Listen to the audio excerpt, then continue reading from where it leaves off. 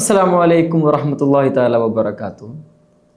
ഒരു തുള്ളി കണ്ണീരോടെ അല്ലാതെ ആർക്കും ഈ വീഡിയോ മുഴുവനായിട്ട് കാണാൻ സാധിക്കില്ല. പ്രവാചകർ സ്വല്ലല്ലാഹു അലൈഹി വസല്ലമ തങ്ങളും അവിടുത്തെ സ്വഹാബത്തും ആദ്യകാലത്ത് മക്കയിൽ അനുഭവിച്ചിരുന്നത് തുല്യതയില്ലാത്ത രീതിയിലുള്ള, സമാനതകളില്ലാത്ത രീതിയിലുള്ള അത്രയും വേദന ജടിലമായ കഥകളായിരുന്നു. ചുട്ടുപൊള്ളുന്ന മരുഭൂമിയിലൂടെ ഈ അടിമകളായിരുന്ന സ്വഹാബികളെ കയറിട്ട് വലിക്കുന്ന, വയറിൽ പാറക്കല്ലുകൾ കയറ്റി വെക്കുന്ന, മക്കയിലെ തെരുവ് ബാലന്മാർക്ക് അവരുടെ കഴുത്തിൽ കയറ് കെട്ടിയിട്ട് അവരുടെ കയ്യിൽ വെച്ച് കൊടുക്കുന്ന, രാത്രിയിലുടനീളം ആ മനുഷ്യരാ തെരുവിലൂടെ ഇങ്ങനെ വലിച്ചു നീങ്ങുന്ന അവരുടെ കരച്ചിലുകൾ ഇന്നും കണ്ണടച്ചു കഴിഞ്ഞാൽ നമുക്ക് ആ ചരിത്രങ്ങളിൽ നിന്ന് കേൾക്കാൻ സാധിക്കും.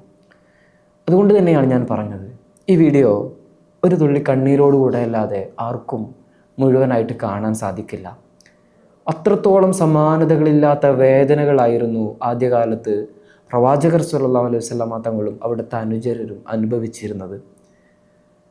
പ്രവാചകൻ എന്ന മനുഷ്യനെ നമ്മൾ വീക്ഷിക്കുമ്പോഴാണ് വ്യക്തി ജീവിതത്തിൽ ഈ പ്രബോധന ദൗത്യം ഏറ്റെടുത്തത് മുതൽ ആ മനുഷ്യനെ ഏൽക്കേണ്ടി വന്ന വേദനകളുടെ, മാനസികമായ പിരിമുറുക്കങ്ങളുടെ ഒരു വലിയ ചരിത്രം തന്നെയുണ്ട് അതിൻ്റെ പിന്നിൽ. സ്വന്തം 2 മക്കളാണ് ഒരേ ദിവസം വിവാഹമോചനം ലഭിച്ച് സ്വന്തം വീട്ടിലേക്ക് കയറി വരുന്നത്. ഒരു ബാപ്പയെ സംബന്ധിച്ചിടത്തോളം ഏറ്റവും വേദനാജടിലമായ നിമിഷങ്ങളായിരുന്നു അത്. സ്വന്തം വിശ്വസിക്കുമെന്ന് വിചാരിച്ചിരുന്ന ബന്ധുക്കളും കുടുംബക്കാരും കൂട്ടുകാരും ഒക്കെ തള്ളി പറയുന്നു. അൽ അമീൻ എന്ന് വിളിച്ചിരുന്ന നാട്ടുകാർ മുഴുവനും കള്ളൻ എന്ന് വിളിക്കാൻ തുടങ്ങുന്നു, മാരണക്കാരനെന്ന് വിളിക്കാൻ തുടങ്ങുന്നു, കവിതകൾ പാടുന്ന ബുദ്ധിയില്ലാത്ത മണ്ടനാണെന്ന് വിളിക്കാൻ തുടങ്ങുന്നു. തുടങ്ങി ചരിത്രത്തിൽ സമാനതകളില്ലാതെ ഒരു ജനത മുഴുവനും കുറച്ച് മനുഷ്യരെ ഇങ്ങനെ വളഞ്ഞിട്ട് ആക്രമിക്കുകയും പീഡിപ്പിക്കുകയും മാനസികമായി ബുദ്ധിമുട്ടിക്കുകയും ചെയ്യുന്ന വേദനാപൂർണമായ ചരിത്രങ്ങൾ. ഒരിക്കൽ അബൂജഹൽ പ്രവാചകർ സ്വല്ലല്ലാഹു അലൈഹി വസല്ലമ തങ്ങളോട് വന്നിട്ട് പറയുന്നുണ്ട്, ഇന്ന് മുതൽ കഅബയുടെ സമീപത്ത് പോയിട്ട് പരസ്യമായിട്ട് നിസ്കരിക്കരുത്. അതൊരു ഉറച്ച ശബ്ദത്തിലുള്ള ഒരു വെല്ലുവിളിയായിരുന്നു എന്ന് വേണമെങ്കിൽ പറയാം. കാരണം ആദ്യകാലത്ത് അന്ന് മക്കയിൽ പ്രവാചകർ സ്വല്ലല്ലാഹു അലൈഹി വസല്ലമ തങ്ങൾ പലവട്ടം കഅബയിൽ പോയിട്ടായിരുന്നു പരസ്യമായിട്ട് ഖുർആൻ ഓതുകയും നിസ്കരിക്കുകയൊക്കെ ചെയ്യുമായിരുന്നു. നമ്മൾ നേരത്തെ വീഡിയോയിലൂടെ ചർച്ച ചെയ്തിരുന്നു അതൊക്കെ. അങ്ങനെ അബൂജഹൽ ഒരു വാർണിംഗ് കൊടുക്കുകയാണ്, ഇനി മേലാൽ ഇവിടെ വന്നിട്ട് ഇങ്ങനെ പരസ്യമായിട്ട് നിസ്കരിക്കരുത്. പ്രവാചകർ സ്വല്ലല്ലാഹു അലൈഹി വസല്ലമ തങ്ങൾ അത് വലിയ കാര്യമാക്കി എടുത്തില്ല. അടുത്ത ദിവസവും പ്രവാചകർ സ്വല്ലല്ലാഹു അലൈഹി വസല്ലമ തങ്ങൾ അവിടെ പോയിട്ട് കഅബയുടെ അടുത്ത് പോയിട്ട് ഇബ്രാഹിം മക്കാമിൻ്റെ ഒക്കെ അടുത്ത് പോയിട്ട് നിസ്കരിക്കുകയും ഉറക്കെ ഖുർആൻ പാരായണമൊക്കെ ചെയ്യുന്നുണ്ട്. അടുത്ത ദിവസം അബൂജഹൽ കഅബയുടെ സമീപത്തെത്തുമ്പോൾ അവിടെ കൂടിയിരിക്കുന്ന ആളുകളോട് ചോദിക്കുന്നുണ്ട്, മുഹമ്മദ് ഇന്നെങ്ങാനും വന്നിരുന്നോ? അവർ മറുപടി പറയുന്നു, അതെ ഇന്ന് വന്നിരുന്നു, ഇവിടെ നിസ്കരിച്ചിട്ടാണ് തിരിച്ചു പോയത്. നേരെ പ്രവാചകന്റെ അടുത്തേക്ക് ചെല്ലുന്നു. എന്നിട്ട് പറയുന്നുണ്ട്, നീയും നിന്റെ റബ്ബും ഒന്നും എന്നോട് കളിക്കാൻ നിൽക്കരുത്. മക്കയിൽ ഏറ്റവും ജനസംഖ്യയുള്ള വലിയ ശക്തനായ ആളാണ് ഞാൻ. എന്നോട് നീയും നിന്റെ റബ്ബൊന്നും കളിക്കാൻ നിൽക്കരുത് എന്ന് പറഞ്ഞിട്ട് അവസാനത്തെ ഒരു വാണിംഗ് കൂടെ പ്രവാചകന് അബൂജഹൽ നൽകുകയാണ്. ഇനിമേലാൽ അവിടെ പോയി ഒരിക്കലും നിസ്കരിക്കരുത് എന്ന് പറഞ്ഞിട്ട്. വളരെ ശക്തമായ ഭാഷയിലായിരുന്നു അബൂജഹലിൻ്റെ മോശപ്പെട്ട ഭാഷാപ്രയോഗങ്ങളും പ്രവാചകർ സ്വല്ലല്ലാഹു അലൈഹി വസല്ലമ തങ്ങൾ അത്രത്തോളം പരിഹസിക്കുന്ന തരത്തിൽ എല്ലാവർക്കും ഇടയിലിട്ടുകൊണ്ട് പ്രവാചകൻ അത്രത്തോളം അപമാനിച്ചിട്ടായിരുന്നു അബൂജഹൽ ഇതെല്ലാം സംസാരിച്ചിരുന്നത്. അടുത്ത ദിവസവും ഇതുപോലെ അബൂജഹൽ കഅബയുടെ സമീപത്തേക്ക് വരുമ്പോൾ അവിടെ കൂടിയിരിക്കുന്ന ആളുകളോട് ചോദിച്ചു, ഇന്നും മുഹമ്മദ് ഇവിടെ വന്നിരുന്നോ? അവർ മറുപടി പറഞ്ഞു, അതെ ഇന്നും പ്രവാചകനോട് വന്നിരുന്നു. ആ സമയത്ത് അബൂജഹൽ പറയുന്നുണ്ട്, ഇനി ഒരു തവണ കൂടെ മുഹമ്മദിനെ ഇവിടെ നിസ്കരിക്കുന്നതായിട്ട് ഞാൻ കണ്ടു കഴിഞ്ഞാൽ അവൻ്റെ പിരടി ചവിട്ടി മണ്ണിലേക്ക് ഞാൻ പൂഴ്ത്തിക്കളയും. ഇനി മേലാൽ അവൻ ഇവിടെ വന്ന് നിസ്കരിച്ചു പോകരുത്. വളരെ ശക്തമായ ഭാഷയിലായിരുന്നു അന്നും അബൂജഹലിൻ്റെ മറുപടികൾ ഉണ്ടായിരുന്നത്. അടുത്ത ദിവസം അബൂജഹൽ കഅബയിലേക്ക് വന്നുകൊണ്ടിരിക്കുമ്പോൾ പ്രവാചകർ സ്വല്ലല്ലാഹു അലൈഹി വസല്ലമ തങ്ങൾ അവിടെ നിന്നിട്ട് നിസ്കരിക്കുകയാണ്. ഈ കാഴ്ച കണ്ട് കലിവുണ്ട ദേഷ്യപ്പെട്ട അബൂജഹൽ നേരത്തെ മുൻപ് ദിവസത്തിൽ സൂചിപ്പിച്ചതുപോലെ പിരടി ചവിട്ടി സുജൂദിൽ കിടക്കുന്ന സമയത്ത് നിലത്തേക്ക് മണ്ണിൽ പൂഴ്ത്താൻ വേണ്ടിയിട്ട് ഓടി വരികയാണ്. പ്രവാചകർ സ്വല്ലല്ലാഹു അലൈഹി വസല്ലമ തങ്ങളുടെ അടുത്തെത്തിയപ്പോൾ പെട്ടെന്ന് അബൂജഹൽ നിശ്ചലനായി, പതിയെ പിറകോട്ട് ചലിക്കാൻ തുടങ്ങുന്നു. എന്താണ് സംഭവിക്കുന്നതെന്ന് അവിടെ കൂടിയിരിക്കുന്ന ആളുകൾക്കൊന്നും മനസ്സിലാവുന്നില്ല. അബൂജഹൽ പെട്ടെന്ന് തന്നെ പ്രവാചകരുടെ അടുത്ത് നിന്ന് പിറകോട്ട് നിന്ന് ഈ ആളുകളുടെ അടുത്തേക്ക് എത്തിയപ്പോൾ ആളുകൾ ചോദിക്കുന്നുണ്ട്, എന്തു പറ്റി അബൂജഹൽ? അബുൽ ഹക്കം എന്നായിരുന്നു പേര്. എന്തു പറ്റി അബുൽ ഹക്കം? വളരെ ബുദ്ധിമാനെന്നും യുക്തിവാനെന്നും ശക്തനെന്നൊക്കെ ആളുകൾ പരക്കെ വിശ്വസിച്ചിരുന്ന ആളായിരുന്നു അബൂജഹൽ. ആളുകളോട് അദ്ദേഹം മറുപടി പറയുന്നുണ്ട്, നിങ്ങൾ കാണാത്തൊരു കാഴ്ച ഞാൻ കണ്ടു. മുഹമ്മദിൻ്റെ അടുത്ത് വലിയ തീക്കുണ്ടാരമാണ് ഞാൻ കണ്ടത്. ഞാൻ അതിലേക്ക് ചെല്ലുമ്പോൾ ഞാൻ അതിലേക്ക് വീണു പോകുമ്പോൾ ഞാൻ ഭയപ്പെട്ടു. എന്നെ അതിലേക്ക് പിടിച്ചു വലിക്കാൻ വേണ്ടിയിട്ട് ഒരുപാട് ആളുകൾ അതിൻ്റെ ഉള്ളിൽ നിൽക്കുന്നത് പോലെ എനിക്ക് തോന്നി. അതുകൊണ്ടാണ് ഞാൻ പിറകോട്ട് പേടിച്ചിട്ട് ഓടിയത്. അല്ലാഹു സുബ്ഹാനഹു വ തആല പ്രവാചകനെ അവിടെ സംരക്ഷിക്കുകയാണ്. പലവട്ടം ഇതുപോലെ ആക്രമിക്കാൻ വരുന്ന ശത്രുക്കളിൽ നിന്ന് പ്രവാചകർ സ്വല്ലല്ലാഹു അലൈഹി വസല്ലമ തങ്ങളെ അള്ളാഹു സംരക്ഷിക്കുന്ന കാഴ്ച മക്ക ചരിത്രത്തിൽ നമ്മൾ കാണുന്നുണ്ട്. അടുത്തെത്തിയപ്പോഴേക്കും അവിടെ തീക്കുണ്ടാരം, നരകത്തിൻ്റെ കാഴ്ചയാണ് അബൂജഹലിന് അള്ളാഹു കാണിച്ചു കൊടുക്കുന്നത്. ആളുകളൊക്കെ അന്ന് അബൂജഹലിനെ കളിയാക്കുന്നുണ്ട്. ഖുർആൻ ശക്തമായ ഭാഷയിൽ അന്ന് അവിടെ പ്രതികരിക്കുന്നുണ്ട്. ഫല്യദൂനാദിയ സനദൂ സബാനിയ എന്ന് ഖുർആൻ അവിടെ പറയുന്നത്, എനിക്കൊരുപാട് ആളുകളുണ്ട്, എൻ്റെ അംഗബലം വലുതാണെന്ന് അബൂജഹൽ പറഞ്ഞിട്ട് നീയും നിൻ്റെ റബ്ബൊന്നും എന്നോട് കളിക്കാൻ നിൽക്കരുത് എന്ന് അബൂജഹൽ പറഞ്ഞ സമയത്ത് അള്ളാഹു അവന് മറുപടി കൊടുക്കുകയാണ്. അവൻ്റെ ആളുകളെ മുഴുവനും വിളിച്ചിട്ട് വരാൻ പറയൂ. ഞാൻ എൻ്റെ സബാനിയ മലക്കുകളാണെന്നാണ് പ്രബലമായ അഭിപ്രായം. ആ മലക്കുകളെ വിളിച്ചിട്ട് വരാമെന്ന് അള്ളാഹു അബൂജഹലിന് കൊടുക്കുന്ന മറുപടിയായിരുന്നു അത്. ആ സംഭവത്തിന് ശേഷം പ്രവാചകനോട് അള്ളാഹു പറയുന്നുണ്ട്, ഒരിക്കലും നിങ്ങൾ തളരരുത്, മുന്നോട്ട് തന്നെ കുതിക്കുക. ഏതവസരത്തിലും സഹായമായിട്ട് ഞാൻ ഉണ്ടാവും, ധൈര്യമായിട്ട് മുന്നോട്ട് പോകുമെന്ന് അള്ളാഹു സുബ്ഹാനഹു വ തആല പ്രവാചകർ സ്വല്ലല്ലാഹു അലൈഹി വസല്ലമ തങ്ങളെ ശക്തിപ്പെടുത്തുന്ന കാഴ്ച അവിടെ നമ്മൾ കാണുന്നുണ്ട്. സമൂഹത്തിൽ ഉന്നതരായ സംരക്ഷണത്തിനെല്ലാം ഉണ്ടായിരുന്ന പ്രബലമായ മനുഷ്യർക്ക് ഇത്രത്തോളം വേദനകൾ അക്കാലത്ത് ഏൽക്കേണ്ടി വരുന്നത്. പ്രവാചകനും അബൂബക്കർ തങ്ങളും ഒക്കെ വളരെ എസ്റ്റാബ്ലിഷ്ഡ് ആയ അവിടുത്തെ പ്രബലമായ കുടുംബത്തിൽ ജനിച്ചു വളർന്ന സംരക്ഷകരുണ്ടായിരുന്ന ആളുകളാണ്. അവർക്കാണ് ഇത്തരത്തിൽ വേദനകൾ അനുഭവിക്കേണ്ടി വരുന്നത്. ആ ചരിത്രത്തിലേക്ക് നമ്മൾ വരുന്നുണ്ട്. ഉർവത്ത് ബിൻ സുബൈർ റളിയല്ലാഹു അൻഹു ഒരിക്കൽ അബ്ദുല്ലാഹി ബിൻ അംർ ബിൻ അസർ റളിയല്ലാഹു അൻഹുവിനോട് ചോദിക്കുന്നുണ്ട്, മക്ക മുശ്രിക്കീങ്ങൾ പ്രവാചകനോട് ചെയ്ത ഏറ്റവും വലിയ ക്രൂരത എന്തായിരുന്നു? അക്കാലയളവിൽ നിങ്ങൾ ഏറ്റവും കൂടുതൽ ബാധിച്ച, നിങ്ങളെ സ്പർശിച്ച സംഭവം എന്തായിരുന്നു എന്ന് ഒരിക്കൽ ചോദിക്കുമ്പോൾ അദ്ദേഹം മറുപടി പറയുന്നുണ്ട്. പ്രവാചകൻ ഒരിക്കൽ ഇങ്ങനെ കഅബയുടെ അടുത്ത് പോയിട്ട് നിസ്കരിക്കുകയാണ്. കഅബയുടെ അടുത്ത് പോയി അങ്ങനെ പരസ്യമായിട്ട് നിസ്കരിക്കുന്നതിൽ അള്ളാഹു ഒരുപാട് യുക്തികൾ നൽകുന്നുണ്ട്. പലരും ഖുർആൻ അവിടെ നിന്ന് കേട്ടിട്ടാണ് ഇസ്ലാം സ്വീകരിക്കുന്നത്. പരസ്യമായിട്ട് ആളുകളെ ഖുർആൻ ഓതിയിട്ട് ക്ഷണിക്കാനുള്ള ഒരു പ്രാപ്തിയൊന്നും അന്ന് ആദ്യകാലത്ത് ഇസ്ലാമിന് ഉണ്ടായിരുന്നില്ല. മറിച്ച് ഇങ്ങനെ കഅബയുടെ അടുത്ത് പോയി ഉറക്കെ നിസ്കരിക്കുമ്പോൾ ആ ഖുർആൻ കേട്ടിട്ടാണ് പലരും ഇസ്ലാമിലേക്ക് വന്നിരുന്നത്.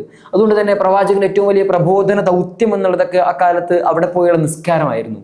അതുകൊണ്ട് ഇതുപോലെ പരസ്യമായിട്ട് പ്രവാചകൻ അവിടെ നിസ്കരിച്ചുകൊണ്ടിരിക്കുമ്പോഴാണ് ഉഖ്ബത്ത് ബിൻ അബി മുഈത്ത്, ഉഖ്ബ എന്നറിയപ്പെടുന്ന പ്രവാചകന്റെ ഏറ്റവും ക്രൂരനായ ശത്രുക്കളിൽ ഒരാൾ അവിടേക്ക് വരുന്നത്.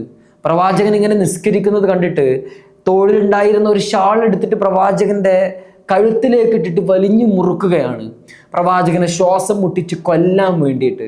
പ്രവാചകർ സ്വല്ലല്ലാഹു അലൈഹി വസല്ലം തങ്ങൾ നിസ്കാരത്തിൽ ആയിക്കൊണ്ടിരിക്കെ ശ്വാസം മുട്ടിയിട്ട് പെടഞ്ഞുകൊണ്ടിരിക്കുമ്പോഴാണ് അബൂബക്കർ റളിയല്ലാഹു അൻഹു ഓടിക്കൊണ്ട് അവിടേക്ക് എത്തുന്നത്. ഉഖ്ബയെ മാറ്റി നിർത്തിയിട്ട് പ്രവാചകൻ സ്വല്ലല്ലാഹു അലൈഹി വസല്ലം തങ്ങളെ ചേർത്ത് പിടിച്ചിട്ട് ആ ആളുകളോടൊപ്പം പറയുന്നുണ്ട്, അള്ളാഹുവാണ് ദൈവം എന്ന് പറഞ്ഞ ഒരു മനുഷ്യനെ ആ ഒരൊറ്റ കാരണത്താലാണോ നിങ്ങൾ ഇങ്ങനെ പീഡിപ്പിക്കുന്നത്? മൂസാ നബി അലൈഹി സ്വലാമിന്റെ ചരിത്രത്തിലും ഇതേ അധ്യായം നമ്മൾ കാണുന്നുണ്ട്. ഫിർഔന്റെ അടുത്ത് പോയിട്ട് അവർ ചോദിക്കുന്നുണ്ട്, അള്ളാഹുവാണ് ആരാധന എന്ന് പറഞ്ഞതിന്റെ പേരിലാണോ നിങ്ങൾ ഈ മനുഷ്യനെ ഇങ്ങനെ ആക്രമിക്കുന്നത് എന്ന്. മൂസാ നബി അലൈഹി സ്വലാമിന്റെയും പ്രവാചകന്റെയും ചരിത്രങ്ങളിൽ ഒരുപാട് സാമ്യതകൾ കഴിഞ്ഞ വീഡിയോയിലൊക്കെ നമ്മൾ ചർച്ച ചെയ്തതായിരുന്നു. ഇതുപോലെയാണ് അബൂബക്കർ തങ്ങളും ഇവിടെ ഈ വേളയിൽ പ്രവാചകനെ ഇങ്ങനെ സംരക്ഷിക്കുന്നത്. ഉഖ്ബ കഴുത്തിൽ ഇങ്ങനെ ഷാളിട്ടിട്ട് മുറുക്കി ശ്വാസം മുട്ടി പിടഞ്ഞുകൊണ്ടിരിക്കുമ്പോൾ അബൂബക്കർ തങ്ങൾ ഓടിയിട്ട് വന്നിട്ട് രക്ഷിച്ചിട്ട് പറയുന്ന വാക്കുകളാണിത്. ഒരുപാട് സംഭവങ്ങൾ ഇതുപോലെ നടക്കുന്നുണ്ട്. ആറാബി കഴുത്തിട്ട് ഷാളിട്ട് വലിക്കുന്ന സംഭവമൊക്കെ നമുക്ക് വളരെ സുപരിചിതമാണ്. മറ്റൊരു ദിവസവും ഇതുപോലെ പ്രവാചകർ സ്വല്ലല്ലാഹു അലൈഹി വസല്ലം തങ്ങൾ ഇങ്ങനെ കഅബയുടെ അടുത്ത് നിസ്കരിച്ചുകൊണ്ടിരിക്കുമ്പോഴാണ് അബൂജഹൽ അവിടേക്ക് എത്തുന്നത്. പ്രവാചകനോട് അവിടെ നിസ്കരിക്കരുത് എന്ന കർശനമായ ഭാഷയിൽ താക്കീതും വെല്ലുവിളിയൊക്കെ കൊടുത്തിരുന്നു അബൂജഹൽ. എന്നിട്ടും പ്രവാചകൻ അവിടെ നിസ്കരിച്ചു കണ്ടപ്പോൾ കൂടിയിരിക്കുന്ന ആളുകളോട് അബൂജഹൽ ചോദിക്കുന്നുണ്ട്, 2 ദിവസം മുമ്പ് നമ്മളൊരു ഒട്ടകത്തിന് അറുത്തിരുന്നില്ലേ? മക്കയിലൊരു പാർട്ടിക്ക് വേണ്ടിയിട്ട് എല്ലാവരും കൂടിയപ്പോൾ ഒരു ഒട്ടകങ്ങളെ ഒരുപാട് അറുത്തിരുന്നു. അവിടെ അതിൻ്റെ വേസ്റ്റുകളൊക്കെ പുറത്ത് മരുഭൂമിയിൽ കൊണ്ടുപോയി തള്ളിയിരുന്നു. അബൂജഹൽ ആ ജനക്കൂട്ടത്തോട് ചോദിക്കുകയാണ്, ആർക്കാണ് ധൈര്യമുള്ളത്? അന്ന് നമ്മൾ അവിടെ കൂട്ടിയിട്ട് ഒട്ടകത്തിൻ്റെ കുടൽമാലയും വേസ്റ്റുകളൊക്കെ കൊണ്ടുവന്നിട്ട് ഈ നിസ്കരിച്ചുകൊണ്ടിരിക്കുന്ന മുഹമ്മദിൻ്റെ മേലിലിടാൻ ആർക്കാണ് ധൈര്യമുള്ളത്? ഇന്നും പതിവ് പോലെ ഉഖ്ബ തന്നെയാണ് ആ കൂട്ടത്തിൽ നിന്നും എഴുന്നേറ്റ് നിൽക്കുന്നത്. നീചനായ ശത്രു. പ്രവാചകർ സ്വല്ലല്ലാഹു അലൈഹി വസല്ലം തങ്ങൾക്ക് പലതരത്തിലുള്ള ശത്രുക്കൾ ഉണ്ടായിരുന്നു. ആദ്യകാലത്ത് ഉമർ റളിയല്ലാഹു അൻഹു, ഹംസ റളിയല്ലാഹു അൻഹു ഒക്കെ പ്രവാചകൻ ശത്രുക്കളായിരുന്നു. പക്ഷേ വളരെ മാന്യമായ രീതിയിലായിരുന്നു അവരുടെ ശത്രുക്കൾ ഉണ്ടായിരുന്നത് മാത്രം. പക്ഷേ ഇത്രയും നീചമായ രീതിയിൽ പ്രവാചകർ സ്വല്ലല്ലാഹു അലൈഹി വസല്ലം തങ്ങളെ ബുദ്ധിമുട്ടിക്കുകയും വേദനിപ്പിക്കുകയൊക്കെ ചെയ്യുന്ന മറ്റൊരു ശത്രു പ്രവാചകന്റെ ചരിത്രത്തിൽ വേറെയില്ല. അബൂലഹബും ഉഖ്ബയൊക്കെ ഇതുപോലെ പ്രവാചകൻ അത്രത്തോളം പീഡിപ്പിച്ച വേദനിപ്പിച്ച മനുഷ്യരായിരുന്നു. ഉഖ്ബ പെട്ടെന്ന് തന്നെ പോയിട്ട് മരുഭൂമിയിൽ ആ ചീഞ്ഞളിഞ്ഞു കിടക്കുന്ന രക്തം പറ്റിയ ഈച്ചകളാർക്കുന്ന ആ കുടൽമാല മറ്റാരെയും തൊടാൻ സമ്മതിക്കാതെ ഉഖ്ബ തന്നെ അത് ഏറ്റിപ്പിടിച്ചിട്ട് ഭാരം സഹിക്കാൻ വയ്യാതെ അത്രയും ദൂരം താങ്ങി പിടിച്ചു വന്നിട്ട് നിസ്കരിച്ചുകൊണ്ടിരിക്കുന്ന സുജൂദിൽ കിടക്കുന്ന പ്രവാചകന്റെ മേലിലേക്ക് ആ ചീഞ്ഞളിഞ്ഞ രക്തമൊട്ടുന്ന അത്രയും ദുർഗന്ധം വമിക്കുന്ന ആ കുടൽമാല പ്രവാചകന്റെ മേലിലേക്ക് ഇടുകയാണ്. പ്രവാചകന് ആ ദുർഗന്ധം വമിക്കുന്ന കുടൽമാല വിട്ടിട്ട് എഴുന്നേൽക്കാൻ പോലും സാധിക്കുന്നില്ല. സുജൂദിൽ കിടക്കുന്ന പ്രവാചകന്റെ മേലിലേക്കാണ് ആ കുടൽമാല ഇട്ടിട്ടുള്ളത്. അത്രത്തോളം പ്രവാചകനെ വേദനിപ്പിക്കുന്ന ഒരു വേളയായിരുന്നു അത്. പ്രവാചകൻ സ്വല്ലല്ലാഹു അലൈഹി വസല്ലം തങ്ങൾക്ക് എഴുന്നേൽക്കാനാവുന്നില്ല. ഇത് കണ്ട അവിടെ കൂടിയിരുന്ന ആളുകളൊക്കെ ആർത്തട്ടഹസിച്ച് ചിരിക്കാൻ തുടങ്ങി. അവർക്ക് വളരെ സന്തോഷിക്കുന്ന, അവരെ ആനന്ദിപ്പിക്കുന്ന ഒരു കാഴ്ചയായിരുന്നു ഇത്. പ്രവാചകർ സ്വല്ലല്ലാഹു അലൈഹി വസല്ലം തങ്ങൾ ഇങ്ങനെ അള്ളാഹുവാണ് ആരാധ്യൻ എന്ന് പറഞ്ഞതിൻ്റെ പേരിൽ മാത്രം പ്രവാചകൻ ഇത്രത്തോളം പീഡിപ്പിക്കുന്ന കാഴ്ചകളാണ് മക്കയിൽ നിന്ന് നമ്മൾ കാണുന്നത്. ശത്രുക്കളിൽ നിന്നുള്ള ആരോ മനസ്സലിവ് തോന്നിയിട്ട് പ്രവാചകൻ്റെ വീട്ടിൽ പോയിട്ട് ഈ സംഭവം പറയുന്നുണ്ട്. ഉടനെ ഓടി വരുന്നത് 8 വയസ്സായ മകൾ ഫാത്തിമയാണ്. കരഞ്ഞുകൊണ്ട് വരുന്ന മോൾക്ക് തൻ്റെ ഉപ്പ ഇങ്ങനെ ആളുകൾക്കിടയിൽ വേദനിച്ചുകൊണ്ട് ദുർഗന്ധം വമിക്കുന്ന കുടൽമാലക്കിടയിൽപ്പെട്ട് ശ്വാസം മുട്ടി വേദനിച്ചു കൊണ്ടിരിക്കുന്ന അത്രയും വേദനിപ്പിക്കുന്ന കാഴ്ച കണ്ടു നിൽക്കാനായില്ല. ഫാത്തിമ മോക്കന്ന് 8 വയസ്സാണ് പ്രായം. ഓടിക്കൊണ്ട് വന്നുകൊണ്ട് ആ കുടൽമാല തൻ്റെ ഉപ്പയുടെ മേത്തിൽ നിന്ന് എടുത്തു മാറ്റാൻ ഒരുപാട് ശ്രമിക്കുന്നുണ്ട് ഫാത്തിമ ബീവി. ഒരുപാട് പരിശ്രമിച്ചതിന് ശേഷമാണ് ഒരു അല്പമെങ്കിലും ഇത് മാറ്റാൻ സാധിച്ചതും ശേഷം പ്രവാചകൻ അവിടെ നിന്ന് എഴുന്നേൽക്കുകയും ഒക്കെ ചെയ്യുന്നുണ്ട്. പ്രവാചകൻ കരഞ്ഞുകൊണ്ട് അവിടെ ആ ആളുകളെ നോക്കിയിട്ട് നിസ്കാരത്തിൻ്റെ ശേഷം പ്രവാചകൻ പറയുന്നുണ്ട്, അല്ലാഹുമ്മ അലൈക ഖുറൈശ്, അല്ലാഹുവേ ഈ ഖുറൈശികളെ നിന്നിലേക്ക് ഞാൻ ഏൽപ്പിക്കുകയാണ്. അവിടെ കൂടിയിരുന്ന പ്രധാനപ്പെട്ട 7 ശത്രുക്കളുടെയും പേര് വിളിച്ചിട്ട് അബൂജഹലും അബൂലഹബും അതുപോലെ ഉഖ്ബയൊക്കെ അടക്കമുള്ള ഈ ഇതിനു വേണ്ടിയിട്ട് കൂട്ടുനിന്ന 7 പേരുടെ പേര് വിളിച്ചിട്ട് അള്ളാഹുവിലേക്ക് പ്രവാചകൻ കൈ ഉയർത്തുന്നുണ്ട്. തൊട്ടടുത്ത് കരഞ്ഞുകൊണ്ടിരിക്കുന്ന പൊന്നുമോളുണ്ട്. തൻ്റെ ഉപ്പ എത്രത്തോളം വേദനിപ്പിക്കുന്ന ശത്രുക്കളുടെ കാഴ്ച കൊണ്ടുകൊണ്ട് ഇടറിക്കൊണ്ട് വന്ന് നിൽക്കുന്ന പൊന്നുമോളുടെ മുന്നിൽ നിന്നുകൊണ്ട് അള്ളാഹുവിലേക്ക് കൈ ഉയർത്തിക്കൊണ്ട് പ്രവാചകൻ ആ സമയത്ത് പ്രാർത്ഥിക്കുന്ന ഒരു പ്രാർത്ഥനയുണ്ട്. ഹദീസ് റിപ്പോർട്ട് ചെയ്യുന്ന സ്വഹാബി ഉർവത്ത് ബിൻ സുബൈർ റളിയല്ലാഹു അൻഹു പറയുന്നുണ്ട്, ബദറിൻ്റെ വേളയിൽ ആ 7 പേരെയും മദീനയിലുള്ള ആ മരുഭൂമിയിലുള്ള ആ പൊട്ടക്കിണറ്റിലേക്ക് തള്ളിയിടുന്നത് ഞാൻ എൻ്റെ കണ്ണുകൊണ്ട് കണ്ടു. ആ 7 പേരുടെയും പേര് വിളിച്ചിട്ട് അള്ളാഹുവിലേക്ക് കൈ ഉയർത്തിയിട്ട് പ്രവാചകൻ പ്രാർത്ഥിക്കുന്നു.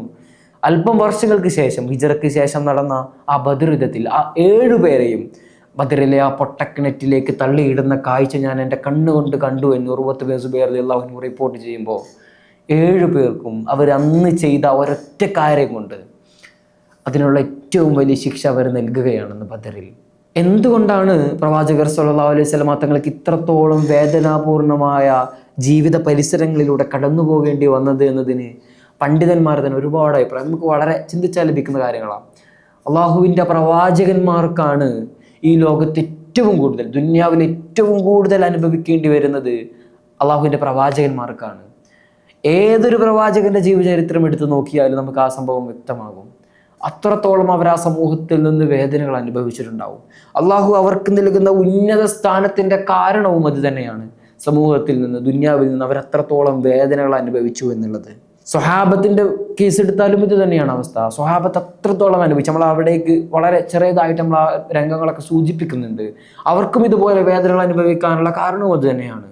എൻ്റെ അനുചരർ അവർ നക്ഷത്ര സമാനരാണ് എന്ന് അള്ളാഹുവിൻ്റെ പ്രവാചകൻ പറഞ്ഞു വെക്കുന്നിടത്ത് അവരെന്തുകൊണ്ട് അത്രത്തോളം അവരുടെ സ്ഥാനം ഉയർന്നതിൽ പണ്ഡിതന്മാർ പറഞ്ഞു വെക്കുന്നുണ്ട്. അവർ ഈ കാലത്ത് ഇത്രത്തോളം അനുഭവിച്ചത് കൊണ്ടാണെന്ന്. ദുനിയാവ് എന്നുള്ളത് മുഅ്മിനീങ്ങളെ സംബന്ധിച്ചിടത്തോളം അതൊരു ജയിലാണ്. ഇവിടെ വേദനാപൂർണമായ ഒരുപാട് വേളകൾ നമ്മൾ താണ്ടേണ്ടിയിരിക്കുന്നു. ഇന്ന് ജീവിതകാലത്ത് ഒരുപാട് വേദനകൾ അനുഭവിക്കുന്ന ആളുകൾക്ക് ഒരു സമാശ്വാസത്തിൻ്റെ കുളിർക്കാറ്റാണ് ഇതുപോലെയുള്ള ഒരുപാട് ജീവിത ചരിത്രങ്ങളോ സംഭവങ്ങളൊക്കെ. ദുനിയാവിൽ നിന്ന് അള്ളാഹുവിൻ്റെ പ്രിയപ്പെട്ട ആളുകളെ അള്ളാഹു പരീക്ഷിച്ചു കൊണ്ടേയിരിക്കും. അവരുടെ വിശ്വാസം ഉറച്ചു നിൽക്കാനും അള്ളാഹുവിന് ആഖിറത്തിൽ അവർക്ക് നൽകുന്ന വലിയ പ്രതിഫലങ്ങളുടെ പട്ടിക ഇങ്ങനെ നീണ്ടുകൊണ്ടിരിക്കുകയാണ്. ദുനിയാവിൽ നിന്ന് വേദന അനുഭവിച്ചു കൊണ്ടിരിക്കുന്ന ആളുകളാണ് നിങ്ങളെങ്കിൽ ഒന്ന് മനസ്സിലാക്കിക്കൊള്ളുക. നിങ്ങൾ നിങ്ങളുടെ വിശ്വാസം മുറുകെ പിടിച്ച് അള്ളാഹുവിൽ തന്നെ വിശ്വസിച്ച് മുന്നോട്ട് കൊണ്ടുപോവുക. ഒരു ശാശ്വതമായ ലോകത്ത് അള്ളാഹു വലിയ അനുഗ്രഹങ്ങൾ നിങ്ങളെ കാത്തിരിക്കുന്നുണ്ടെന്ന് ഉറച്ച് വിശ്വസിക്കുക. അള്ളാഹുവിൻ്റെ ഖദർ അള്ളാഹുവിലേക്ക് വിശ്വസിച്ചിട്ട് ജീവിതം മുന്നോട്ട് കൊണ്ടുപോവുക എന്നാണ് എനിക്ക് ഈ വേളയിൽ നിങ്ങളോട് പറയാനുള്ളത്. പ്രവാചകർ സ്വല്ലല്ലാഹു അലൈഹി വസല്ലം തങ്ങളുടെ ജീവിതം എടുത്ത് നോക്കുമ്പോഴും നമുക്കിതാണ് മനസ്സിലാവുന്നത്. ജീവിതത്തിൽ ഏതൊക്കെ തരത്തിലുള്ള വേദനകൾ അനുഭവിക്കാൻ പറ്റുമോ ആ വേദനകളിലൂടെ എല്ലാം കടന്നുപോയ പ്രവാചകൻ. സ്വന്തം ഉപ്പയെ കണ്ടിട്ടില്ലാത്ത ഒരു കുട്ടി, സ്വന്തം ഉമ്മ കൺമുന്നിൽ പടഞ്ഞു മരിക്കുന്നത് കാണേണ്ടി വന്ന ഒരു കുട്ടി, സ്വന്തം മക്കളുടെ 7 പേരിൽ 6 പേരുടെയും മയ്യത്ത് ചുമക്കേണ്ടി വന്ന ഒരു ബാപ്പ, ജീവിതത്തിൽ എല്ലാ വിഷമങ്ങളിലൂടെയും ഒരു മനുഷ്യന് കടന്നു പോകാൻ പറ്റുന്ന എല്ലാ വിഷമങ്ങളിലൂടെയും ജീവിതത്തിൽ കടന്നുപോയൊരു മനുഷ്യൻ അല്ലാഹു സുബ്ഹാനഹു വ തആല അതിനെല്ലാം പ്രതിഫലമായിട്ട് ആഖിറത്തിൽ നൽകുന്നു എന്നുള്ളതാണ് അതിൽ ഏറ്റവും മനോഹരമായ ഒരു സംഭവം. പ്രവാചകർ സല്ലല്ലാഹു അലൈഹി വസല്ലം തങ്ങൾ ആദ്യകാലത്ത് ഏറ്റുകൊണ്ടിരുന്ന വേദനകളായിരുന്നത്.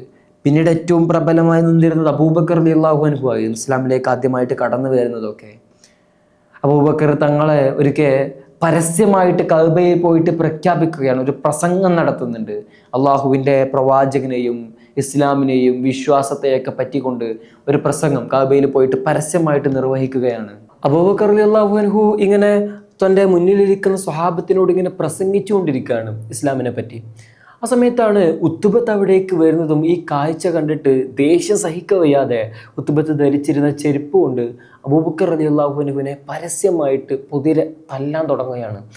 ചരിത്രത്തിൽ നമുക്ക് കാണാം, ആ ചെരുപ്പിൻ്റെ താഴെ ഇരുമ്പ് കൊണ്ട് നിർമ്മിച്ച ഒരു ചെരുപ്പായിരുന്നു അത്. ആ ചെരുപ്പ് കൊണ്ട് അബൂബക്കർ തങ്ങളെ അതിക്രൂരമായിട്ട് അദ്ദേഹം പീഡിപ്പിക്കുന്നുണ്ട്. അബൂബക്കർ തങ്ങളുടെ മുഖത്തും ശിരസിലും എല്ലാ ഭാഗത്തും ശരീരത്തിൻ്റെ എല്ലായിടത്തും അതിക്രൂരമായിട്ട് ആ മനുഷ്യനെ തല്ലി ചതക്കുകയാണ് ഉത്തുബത്ത് ചെയ്യുന്നത്.